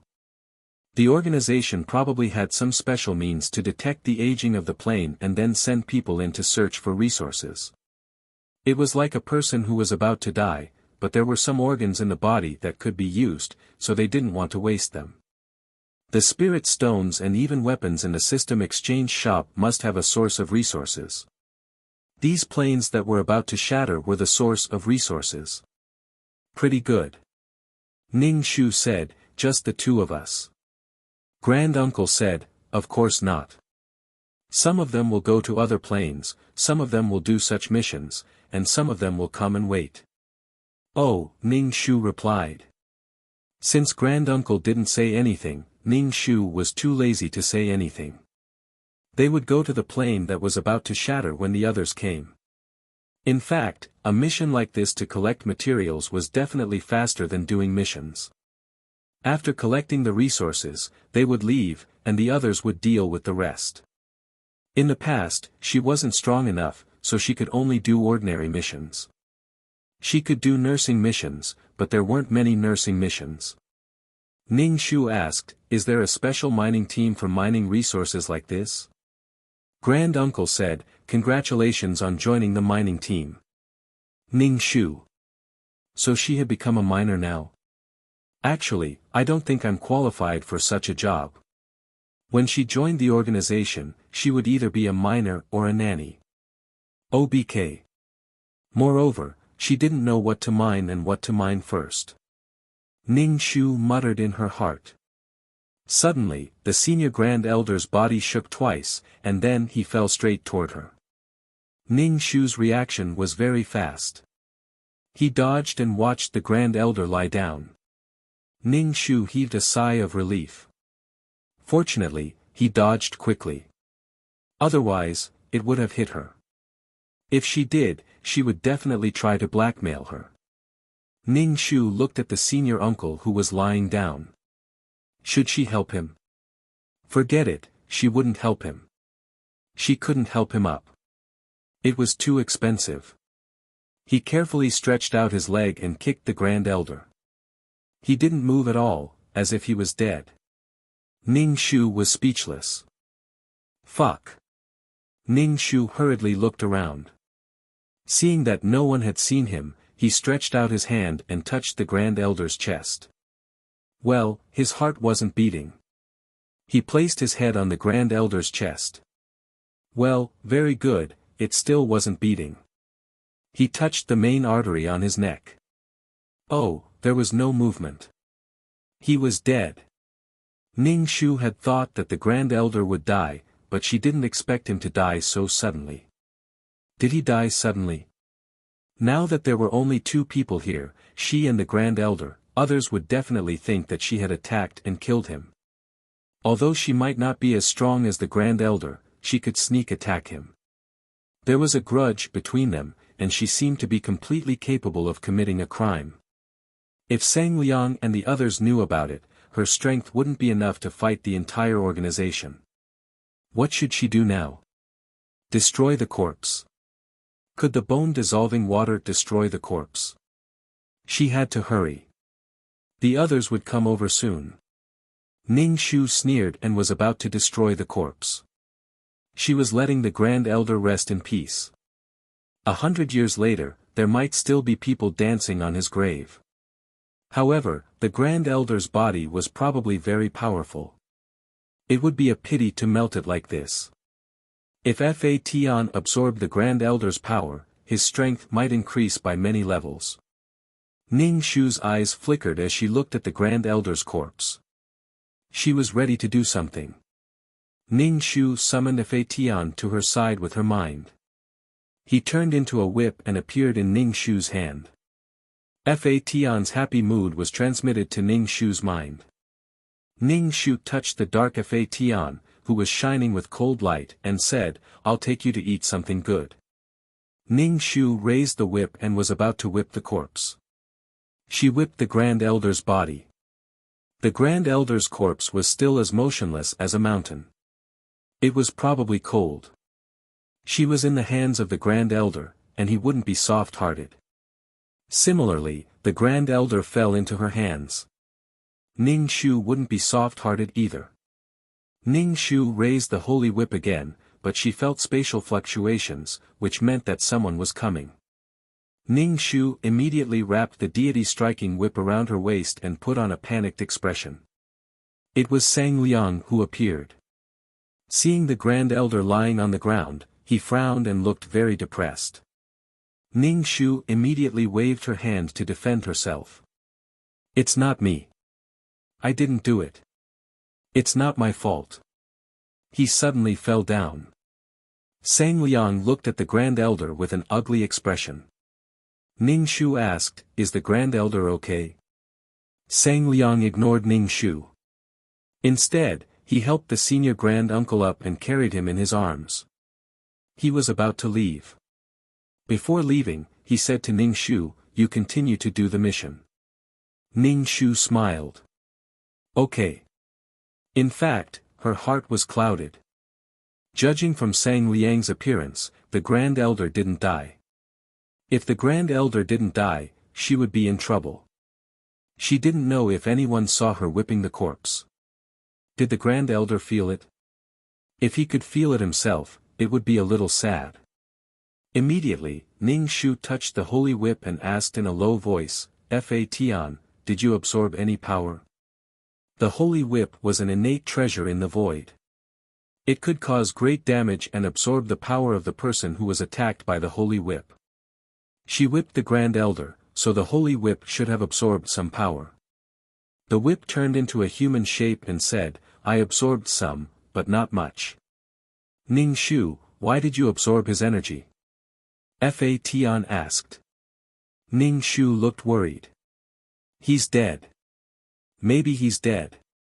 I'm trying to wake him up. As for absorbing energy, there's no such thing. As long as she absorbed the energy, it would be fine. If the Grand Elder really came back to life and asked, she would deny it. If she said she didn't do it, then she didn't do it. Fa Tian nodded. Holding Ning Shu's hand, she asked, Can I follow you now? While they were talking, some people came over. Obviously, they were doing the mission together. Ning Shu said apologetically, I have to work with these uncles. You can go back first. Fa Tian said, okay. Probably because she didn't want to meet these people, Fa Tian quickly left. Ning Shu felt that Fa Tian had a sense of superiority as an innate treasure. I don't like to talk to ordinary people. It was probably taught by the little mouse. S.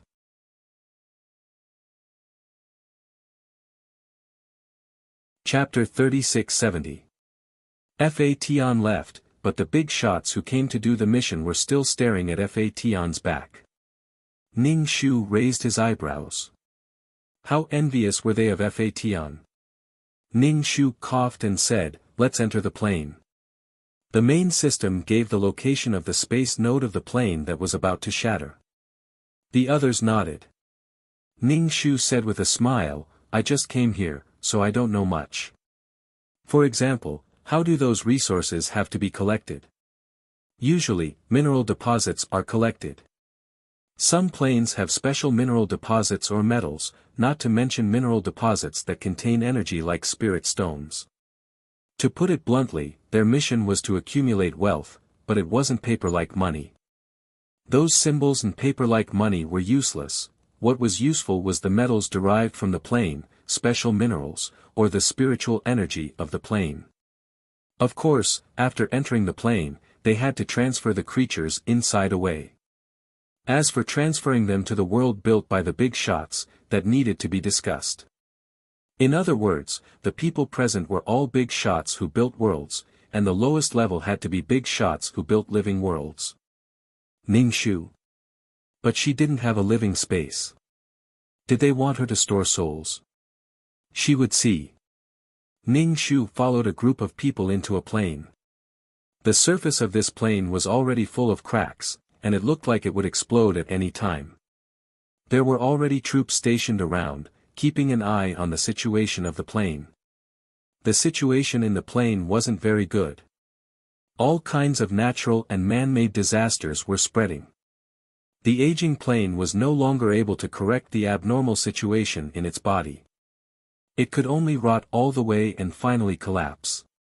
The air was abnormally dirty. In such an environment, living creatures couldn't survive. The people who came to do the mission turned a blind eye to this situation. Their main purpose was to collect the usable resources of this plane. Everyone, let's split up. When you find a mineral deposit or resource, mark it and then mine it. Ning Shu asked, do we also have to dig for minerals like gold, silver, copper, and iron? This kind of thing wasn't considered important to the void at all. It has to be mined. As long as it's a mineral deposit, it has to be mined. Gold, silver, copper, and iron are common metals, but through compression and special forging methods, they can be made into powerful weapons, someone said. Ning Shu made an "oh" sound and understood. In any case, it was something that was naturally born in the plane. It had to be excavated. Ning Shu asked, what about coal, oil, jade and diamonds? Big shot, dig. Ning Shu separated from the others and traveled through the filthy plane. He released a huge amount of spiritual power and scanned inch by inch. He was able to scan the mountains and rivers to see if there were any hidden mines. However, this plane seemed to have been overdeveloped, and there weren't many resources left. Most of them had already been consumed. Ning Shu still managed to find a coal mine in a rather remote place. So you want to dig for coal? It was pitch black. It was too scary. Ning Shu took out a super large space ring and used his psychic power to cut off the mountain. Then, he threw the entire mountain into the mess in space. It was difficult to dig piece by piece like this. She might not even finish digging when the plane collapsed. As for those buried deep underground, Ning Shu stretched out countless vines and directly pierced into the soil, rolling out large pieces of coal. The heavenly Tao of this world had already collapsed. Any kind of power could be used. It couldn't suppress external power anymore. It was only a matter of time before it collapsed. Even though Ning Shu didn't come into contact with the coal, the dust floating in the air still covered Ning Shu's face with a layer of black ash. He used the water rule to take a shower. After settling one place, he continued to look for the next mine. However, there weren't many mines in this world. Ning Shu found 2. However, in an abandoned factory, he got a lot of iron and some rare reflective metals. Ning Shu felt that he should go to some jewelry stores. He would definitely be able to rob a lot of diamonds, gold, and silver. However, their mission time was limited. They only needed to get the mines. However, when they encountered a large amount of metal, even if it had been processed, they could still collect it. Not long after, his teammates informed Ning Shu that they could gather. The resources were almost all collected. The next step was to move the living beings of this world away.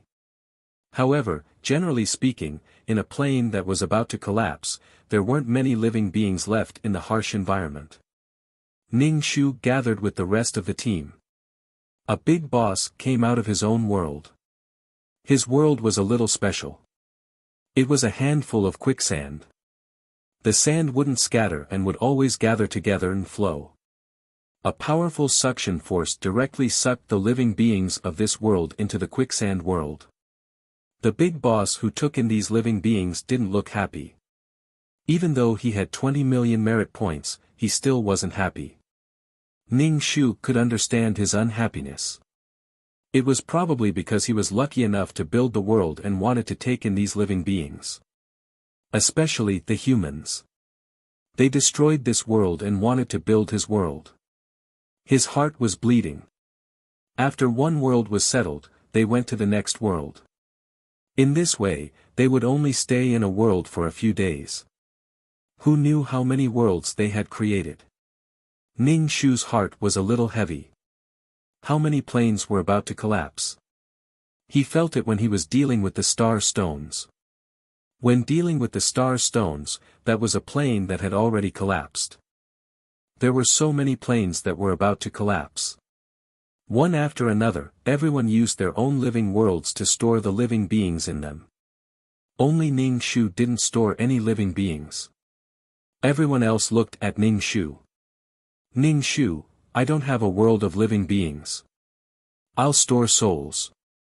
If the heavenly Tao of a plane collapsed badly, even the passage to the world of reincarnation would collapse. The soul would wander in the plane. Even if it wasn't destroyed, it would be much weaker. However, there would still be a living soul. Hearing that Ning Shu had a world of reincarnation, these people couldn't say anything. Instead, their attitude towards Ning Shu was a little better. They didn't care that Ning Shu didn't store any living beings. Without a world of living beings, there was no point in being calculative. Ning Shu didn't have the experience of going to so many planes in such a short period of time. However, all the worlds he saw were dying. They were all gray and there wasn't much life. After seeing too many of them, his mood became bad. After settling all the planes with the space nodes given by the system, everyone heaved a sigh of relief. Then, they took out their mess in space and counted their gains to make a record. After handing in these resources, the organization would give them some rewards. These people were all veterans in completing missions. They found more resources than Ning Shu. Ning Shu didn't mind. He would take it slow. Practice makes perfect. He felt that there was a need to learn more about geology.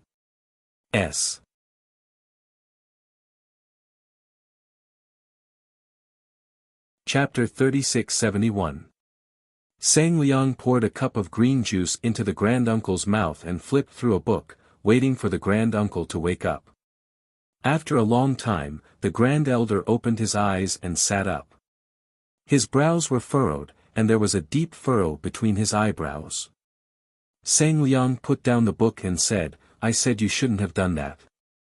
The grand-uncle said indifferently, "It's fine. It just suddenly became restless and wanted to fight for the body, but I suppressed it." Sang Liang didn't speak, but his expression was solemn as he handed the water to the grand-uncle. The grand-uncle raised his head and drank the water in one gulp. "I'm fine. I'm leaving." Sang Liang said, "Take a break. It's completely suppressed." "It's already been suppressed." The grand-uncle left. Ning Shu returned to the system space and was given some soul power as a reward. It was similar to the soul power of a mission. However, this kind of mission didn't have any technical content. It was to use mental power to find mineral veins. If they encountered any rare mineral veins, they could keep some for themselves. It was very nice. Ning Shu absorbed the soul power and began to teach Fa Tian. He taught Fa Tian how to read and write. The little mouse stayed far away, too lazy to listen to the two of them. Fa Tian was quite serious when he started learning, but after a long time, his ADHD acted up and he began to wander off. Ning Shu stopped. It was useless to teach at this time. He might as well go out and play. Ning Shu said to the little mouse, "Let's go to the void." The little mouse looked at Ning Shu. "Didn't we just go there? Didn't we just get energy bodies?" Ning Shu said, "But didn't you finish eating? Won't you eat in the future?" The little mouse said, "Wait until I'm hungry." After eating, he just wanted to lie down and not move. The human sofa was really comfortable. He didn't want to get up. Ning Shu said, "We're not going to find energy bodies. Let's find something else." The things in the void were very delicious. It wasn't bad to get something delicious. If energy bodies were so easy to find, they wouldn't be called energy bodies. They didn't need energy bodies. Little mouse. I haven't digested the energy yet. Let's talk about it later. Ning Shu lowered his head and saw Fa Tian looking at him expectantly. He really did want to bring Fa Tian out for a walk. It was not good to lock him up in the system space all the time. After studying for so long, he should relax a little. Ning Shu said, "We won't go far. We'll take Fa Tian out to play." Little mouse looked at Fa Tian and nodded helplessly. "All right." And so, Ning Shu took Fa Tian for a stroll through the void, but they didn't go very far. The variety of species in the void was an eye-opener. The little mouse, who was in the void, introduced Fa Tian to the characteristics of various species, just like the host. Fa Tian listened with great interest. Dan Qing's voice rang out. "Did he inform you to go and deal with the star rocks?" Ning Shu nodded and said to Fa Tian, "Let's go back. I have to work again." Fading Heaven let out a long "oh." His disappointment was obvious. "It can't be helped. Great people are always very busy," Ning Shu said helplessly. Little mouse clicked his tongue.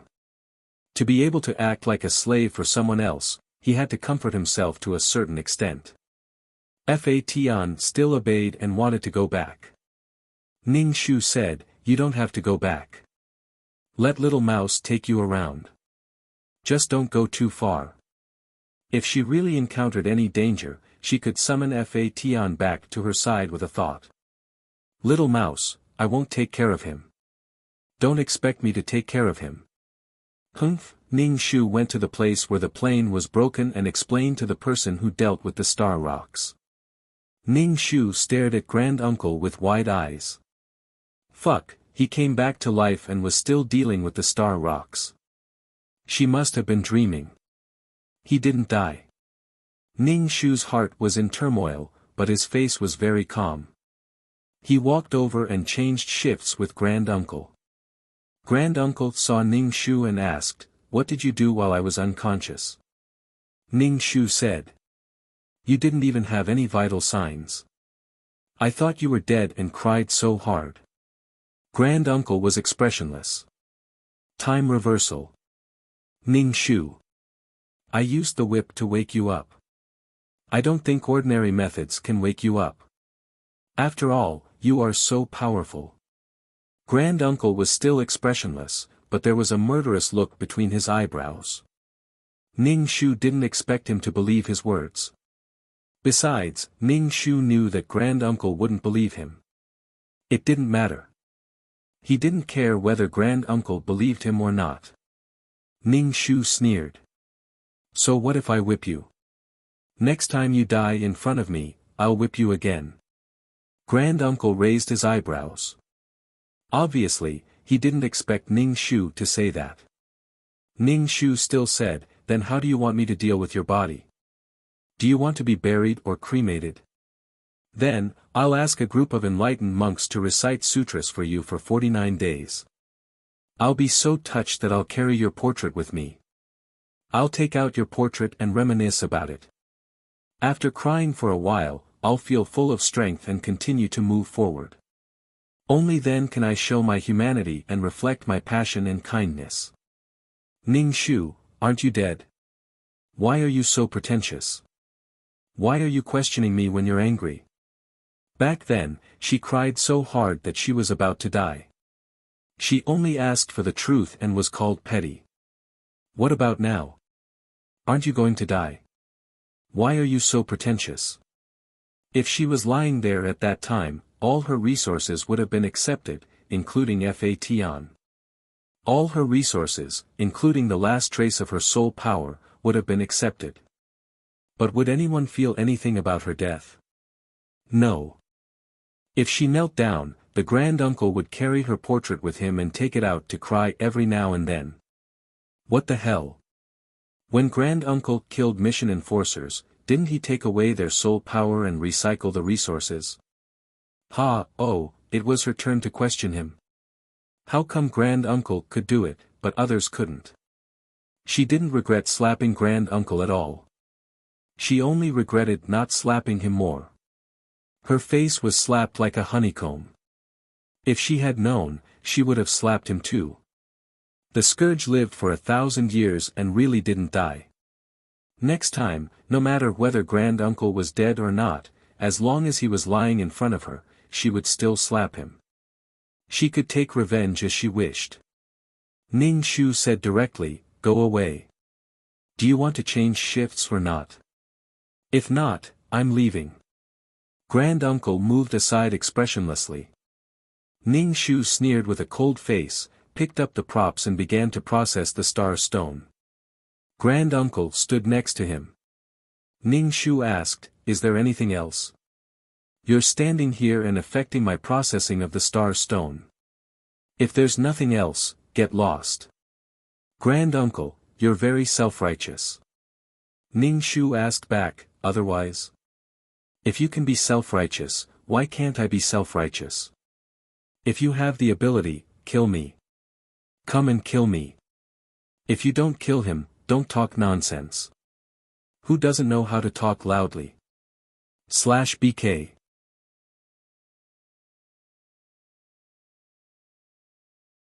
Chapter 3672. Senior Uncle laughed angrily. You didn't do anything wrong. Ning Shu spread out his hands, looking puzzled.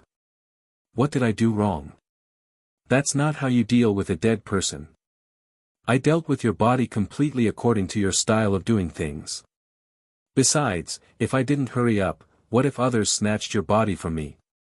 Wasn't it resource recovery? Other people's bodies, including their soul power, were resources, but Senior Uncle's body wasn't resources.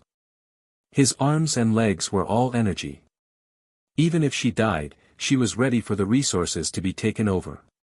Why couldn't senior uncle do the same? She just let Fation absorb senior uncle's energy. So what? What's done is done. Receiving resources from a dead person. Ghosts made you fall in front of me. Senior uncle was expressionless. Ning Shu said again, of course, I'm also wrong. I didn't make sure you weren't completely dead. Who knew if you weren't completely dead? If you weren't completely dead, why didn't you say something? Ning Shu suddenly realized and said, oh, I understand. You're not blaming me for not protecting your body well, for not being sad, and for not being soft-hearted enough to hold your body and cry, right? You're still hard-hearted enough to whip your body unkindly. I just want to deal with your body quickly. Do you want your body to attract the creatures in the void and then eat you? What was wrong with him? Did he want others to worship his body like a god?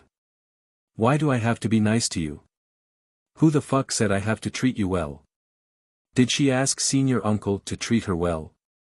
On the other hand, did senior uncle have a reason to ask her to treat him well? Was senior uncle going to morally kidnap her now?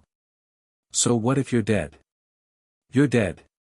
You're the biggest. I'll just whip your body.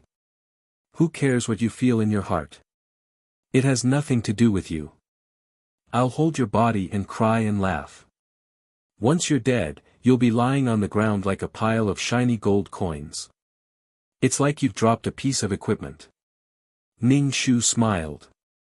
So, what are you being unreasonable about? Ning Shu raised his head and puffed out his chest in a domineering manner. He looked at the senior uncle and asked, what did I do wrong?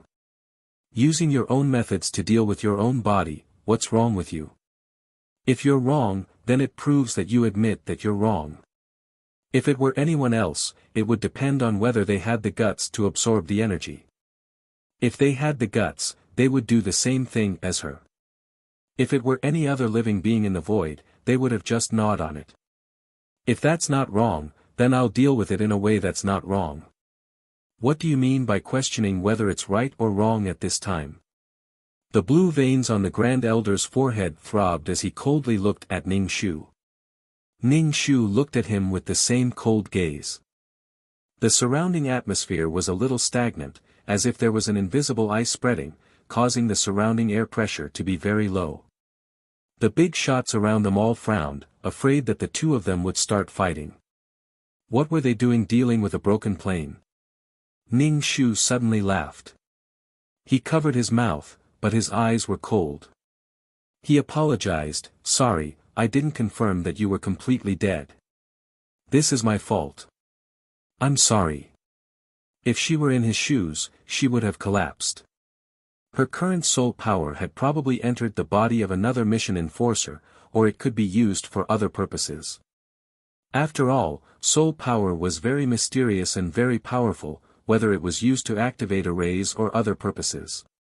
Otherwise, there would always be some evil techniques that used sacrificial methods, such as killing people or livestock, to obtain soul power. She calmly accepted that after death, all the value in her body would be squeezed dry. Ning Shu said, I'm sorry to have offended you. Ning Shu's expression was cold, and he didn't seem to be sincere in apologizing. The senior uncle frowned tightly. Black lines suddenly crawled up his neck and spread all the way to his face.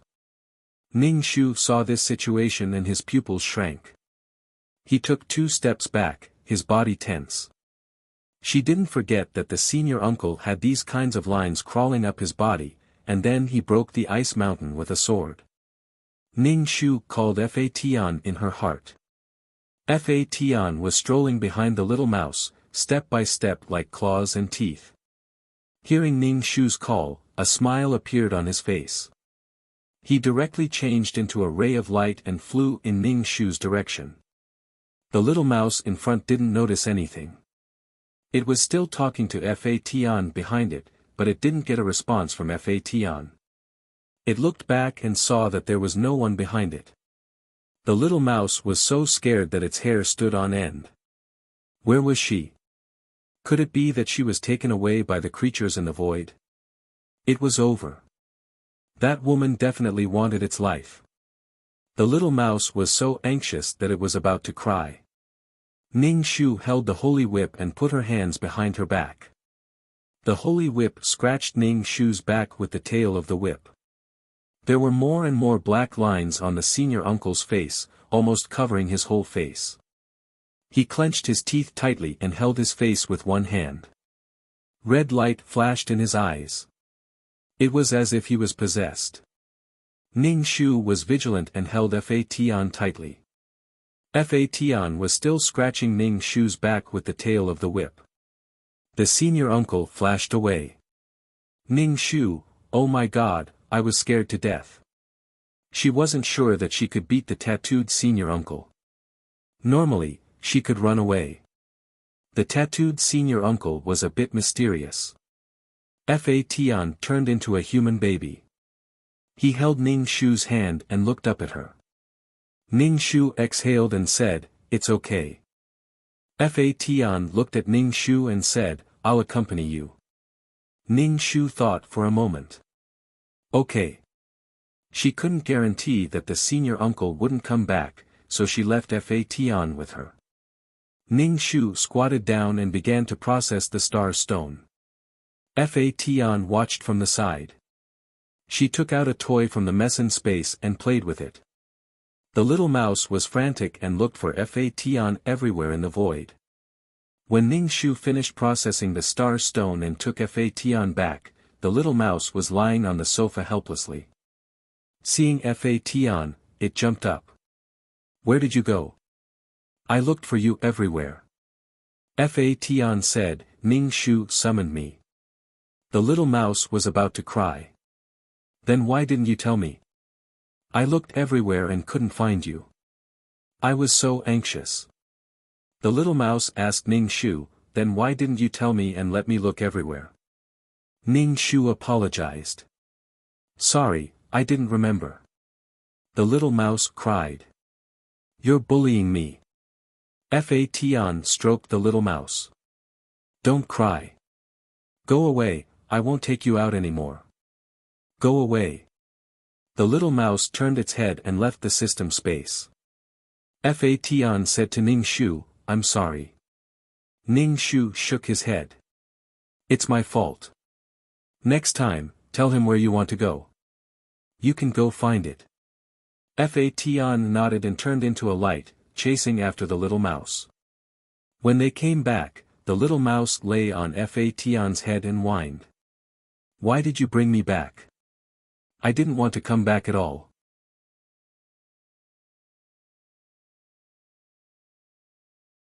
Chapter 3673. Fa Tian looked at the little mouse in confusion. "That's not what you said at the time." Ning Shu just gave the little mouse a meaningful look. The little mouse turned to leave again. Ning Shu just said, "Okay, stay here." The chat system rang. He opened it and saw that it was Awan. "Awan, did you take it away? I came back and saw that it was gone." Awan's tone was very anxious. Ning Shu said, "I was just about to tell you. I took it away. Thank you. I'll treat you to a meal." "Awan, you can take it away. I thought it was lost. No need to treat me to a meal. I'll treat you to a meal when I'm free." Ning Shu taught her how to deal with star stones. In the future, she would control District D and get some resources because of Ning Shu. "Okay, I'll let you know when I go to District D later," Ning Shu said to Awan. It shouldn't be long before the main system would let her deal with District D's problems. When the time came, he would take Awan with him. When Awan learned how to deal with star stones, she wouldn't have to care about District D's matters. It felt like the organization seemed to have thrown District D's matters into her hands. Ning Shu began to learn all kinds of geological knowledge and where there might be mineral deposits. Although he could use spiritual power, what if he couldn't use it? The treatment in the organization was very detailed. Some special metals, spirit stones, or space meson stones, things that contained energy, and even things in the void were introduced. Fa Tian pointed at the things on the paper and asked Ning Shu. With one question and one answer, the boring learning process became much more interesting. However, Ning Shu was a little worried now. When he thought of the black lines on the senior uncle's body, it was quite ominous. He didn't know how he would explode. Would he be able to fight against the senior uncle with the holy whip? It looked like that thing was out of control, but it couldn't be ruled out that it came out when the senior uncle was angry. Could the senior uncle himself control it? If he went berserk, it looked like she couldn't beat him. She treated the senior uncle like that. If the senior uncle wanted to find trouble with her, she was mentally prepared. Anyone who had been treated this way would bear a grudge. It would be abnormal if she didn't hold a grudge. She had to stay away from those who were clamoring for her to learn how to forgive. Those who tell you to be magnanimous and kind should stay away from them. If it didn't concern him, he would just let it go. However, the Grand Elder himself seemed to be in trouble. If things didn't work out, he could just leave the organization. It wasn't that big of a deal. The Sea of Law would collapse sooner or later, and he would have to leave sooner or later, it was just time. An organization that was on the verge of collapse. It was no big deal. Ning Shu was deep in thought when the chat system rang. Sure enough, it was asking her to go to Area D. Ning Shu closed the book and said to Fa Tian, "I'm going to work again." Fa Tian was speechless. "Ning Shu, I'll take you with me." The corners of Fa Tian's mouth rose crazily. Little Mouse waved her hand. "Hurry up and take her away. Don't expect me to take care of your child again."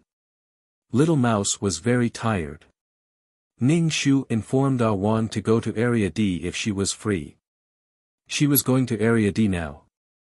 Ah Wan said she was free and would be there soon. Ning Shu took Fa Tian to Area D, and it didn't take long for Ah Wan to arrive. Ah Wan took out a few sets of clothes from her space and said, "These are the clothes I made. They're for Fa Tian." Ning Shu saw that the cloth seemed to have a sheen. It was obviously good stuff. "Ning Shu, you made them? Did you make them yourself?" Ah Wan nodded. "I made them when I was alive." Ning Shu and Fa Tian nodded. Fa Tian accepted them and said thank you. Then the two began to process the star stones. Ah Wan already knew how to process the star stones, but it was very slow and difficult. What Ah Wan needed to do now was to deepen her understanding of the rules. It was only after she became the will of death that it became much easier to process the star stones. Ning Shu said, "Take it slow." Processing the star stones wasn't a good job. It hurt the soul. But for Ah Wan to become the person in charge of an area and receive resources, it was quite worth it. Ah Wan nodded. "It's a bit difficult. I'll handle it more." "Ning Shu, don't force yourself. Your soul power is weak now. Don't force yourself. Just master the technique." Ning Shu demonstrated to Ah Wan. Ah Wan studied very seriously, but the situation was a bit difficult. Fa Tian saw that Ning Shu and Ah Wan were having fun. He also picked up a tool and scraped the star stones off the broken bit wall. It was very easy. Actually, this was a simple job. What wasn't simple was that it required the support of the rules. Ah Wan saw this scene and was silent for a while. Ning Shu comforted Ah Wan. "He's different. Don't compare yourself to him. After all, he's an innate treasure. His starting point is higher than ours. Some abilities are innate. We can't compare." Ah Wan sighed. She really didn't want to talk. Her mentality was a bit broken. She couldn't even compare to a child. Ning Shu said to Fa Tian, "Next time, come with me to process the star stones. I'll give you a salary too." Since merit could allow skeletons to cast golden bodies of merit and strengthen skeletons' ability to resist suppression, would merit be beneficial to Fa Tian? But Ning Shu didn't dare to give it to Fa Tian casually. What if there were side effects? He would spend some money to ask the person in the consultation room. Fa Tian didn't know what merit was, but when he heard that he could be with Ning Shu, his expression was very happy. Okay. Ah Wan, I don't want to hear it, I don't want to hear it, she felt very hurt. The three of them processed the star stones very quickly. Fa Tian treated this process as a game. Ah Wan, who was the slowest, wanted to sigh. She had lived for so long, but she couldn't even compare to a child. She had lived so long in the stomach of a dog. After dealing with the matters in District D, Ah Wan's mood wasn't very good. Ning Shu said, there are differences between people. We're not born equal. Sigh. Ah Wan nodded. I'm not going to be angry with a child. I'm just doubting whether I can process the star stones smoothly. Ning Shu asked in return, why not? It'll be fine slowly. You need to understand your rules more. The deeper your understanding of rules, the smoother it will be to process the star stones. Ah Wan nodded. She reached out to pinch Fa Tian's round face, but Fa Tian dodged. There was a look of displeasure on Gaishen's face as he distanced himself from Ah Wan. Ah Wan smiled. You're still shy. Fa Tian looked at Ah Wan expressionlessly. He had probably forgotten that this auntie had given him something before. Fa Tian said, don't touch my face. Fa Tian's expression was very serious, making Ah Wan feel a little pressured. She apologized. I'm sorry. Fa Tian didn't say anything. Ning Shu said, this child has been like this ever since he transformed. Ah Wan didn't care. She wouldn't argue with a child. Even if she knew that he was a weapon in human form, a child was still a child. Ning Shu brought Fa Tian to the consultation room to ask some questions.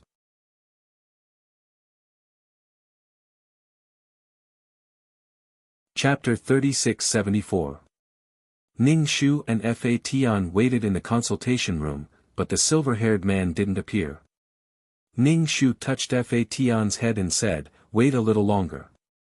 This was the first time he had seen the silver-haired man neglect a guest like this. Ning Shu felt that it was probably because of the senior uncle. The senior uncle seemed to be in big trouble. Fa Tian didn't care how long he had to wait. Leaning against Ning Shu, he took out an energy body and licked it.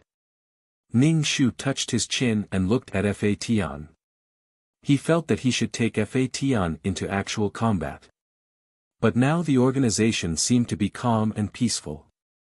There was no war to be fought. Ning Shu couldn't help but despise the little mouse. Little mouse. After waiting for a long time, the silver-haired man finally came out of the inner room. Holding a book, he sat down and asked, what do you want to consult? Ning Shu asked, can I give Fa Tian merit? The silver-haired man said, it's best not to.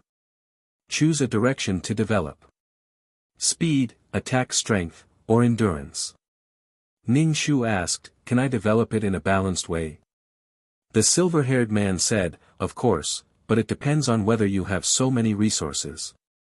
When resources are scarce, choose a direction to focus on. Ning Shu said, then you can give him merit. The silver-haired man said, yes, it can increase the toughness of weapons. In that case, merit could be used. The silver-haired man glanced at Fa Tian. He's absorbing the energy body. This kind of thing can increase sharpness. Also, he has absorbed hostility and evil aura. It's not suitable for him to absorb merit. Conflict. Ning Shu touched Fa Tian's head. Oh, I see. It seemed that merit should be given to skeletons. Ning Shu asked, how much? The silver-haired man said, 600,000 merit. Wow, it was a bit expensive this time. Why is it so expensive this time? It used to be 200,000 merit. The silver-haired man said, "You asked several questions." Ning Shu didn't say anything and took out 600,000. After all, 600,000 was enough to get some information. Since merit and Fation conflicted, there was no need to use merit to nurture Fation in the future. The silver-haired man watched as Ning Shu swiped his card. The silver-haired man said, "Why are you trying to anger senior uncle? What's the point of this? If you have the time, do more things." Ning Shu, no, he will be angry. Why would he be? I thought he wouldn't be as petty as me. You can even do things that harm others without benefiting yourself so happily. Ning Shu, of course I'm happy. People will always do things that harm others without benefiting themselves, but I'm happy. The grand uncle's own troubles could be said to be caused by her anger. He wanted to accuse her again. If she really had that ability, she would have angered senior uncle to death.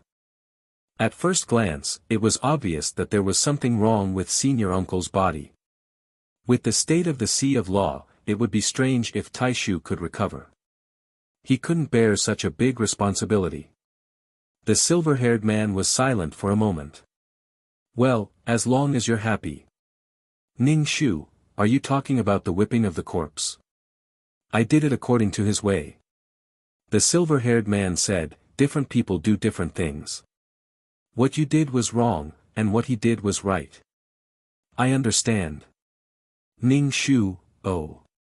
Senior uncle could do the same thing. Whipping the corpse didn't matter, but she couldn't. What she did was wrong.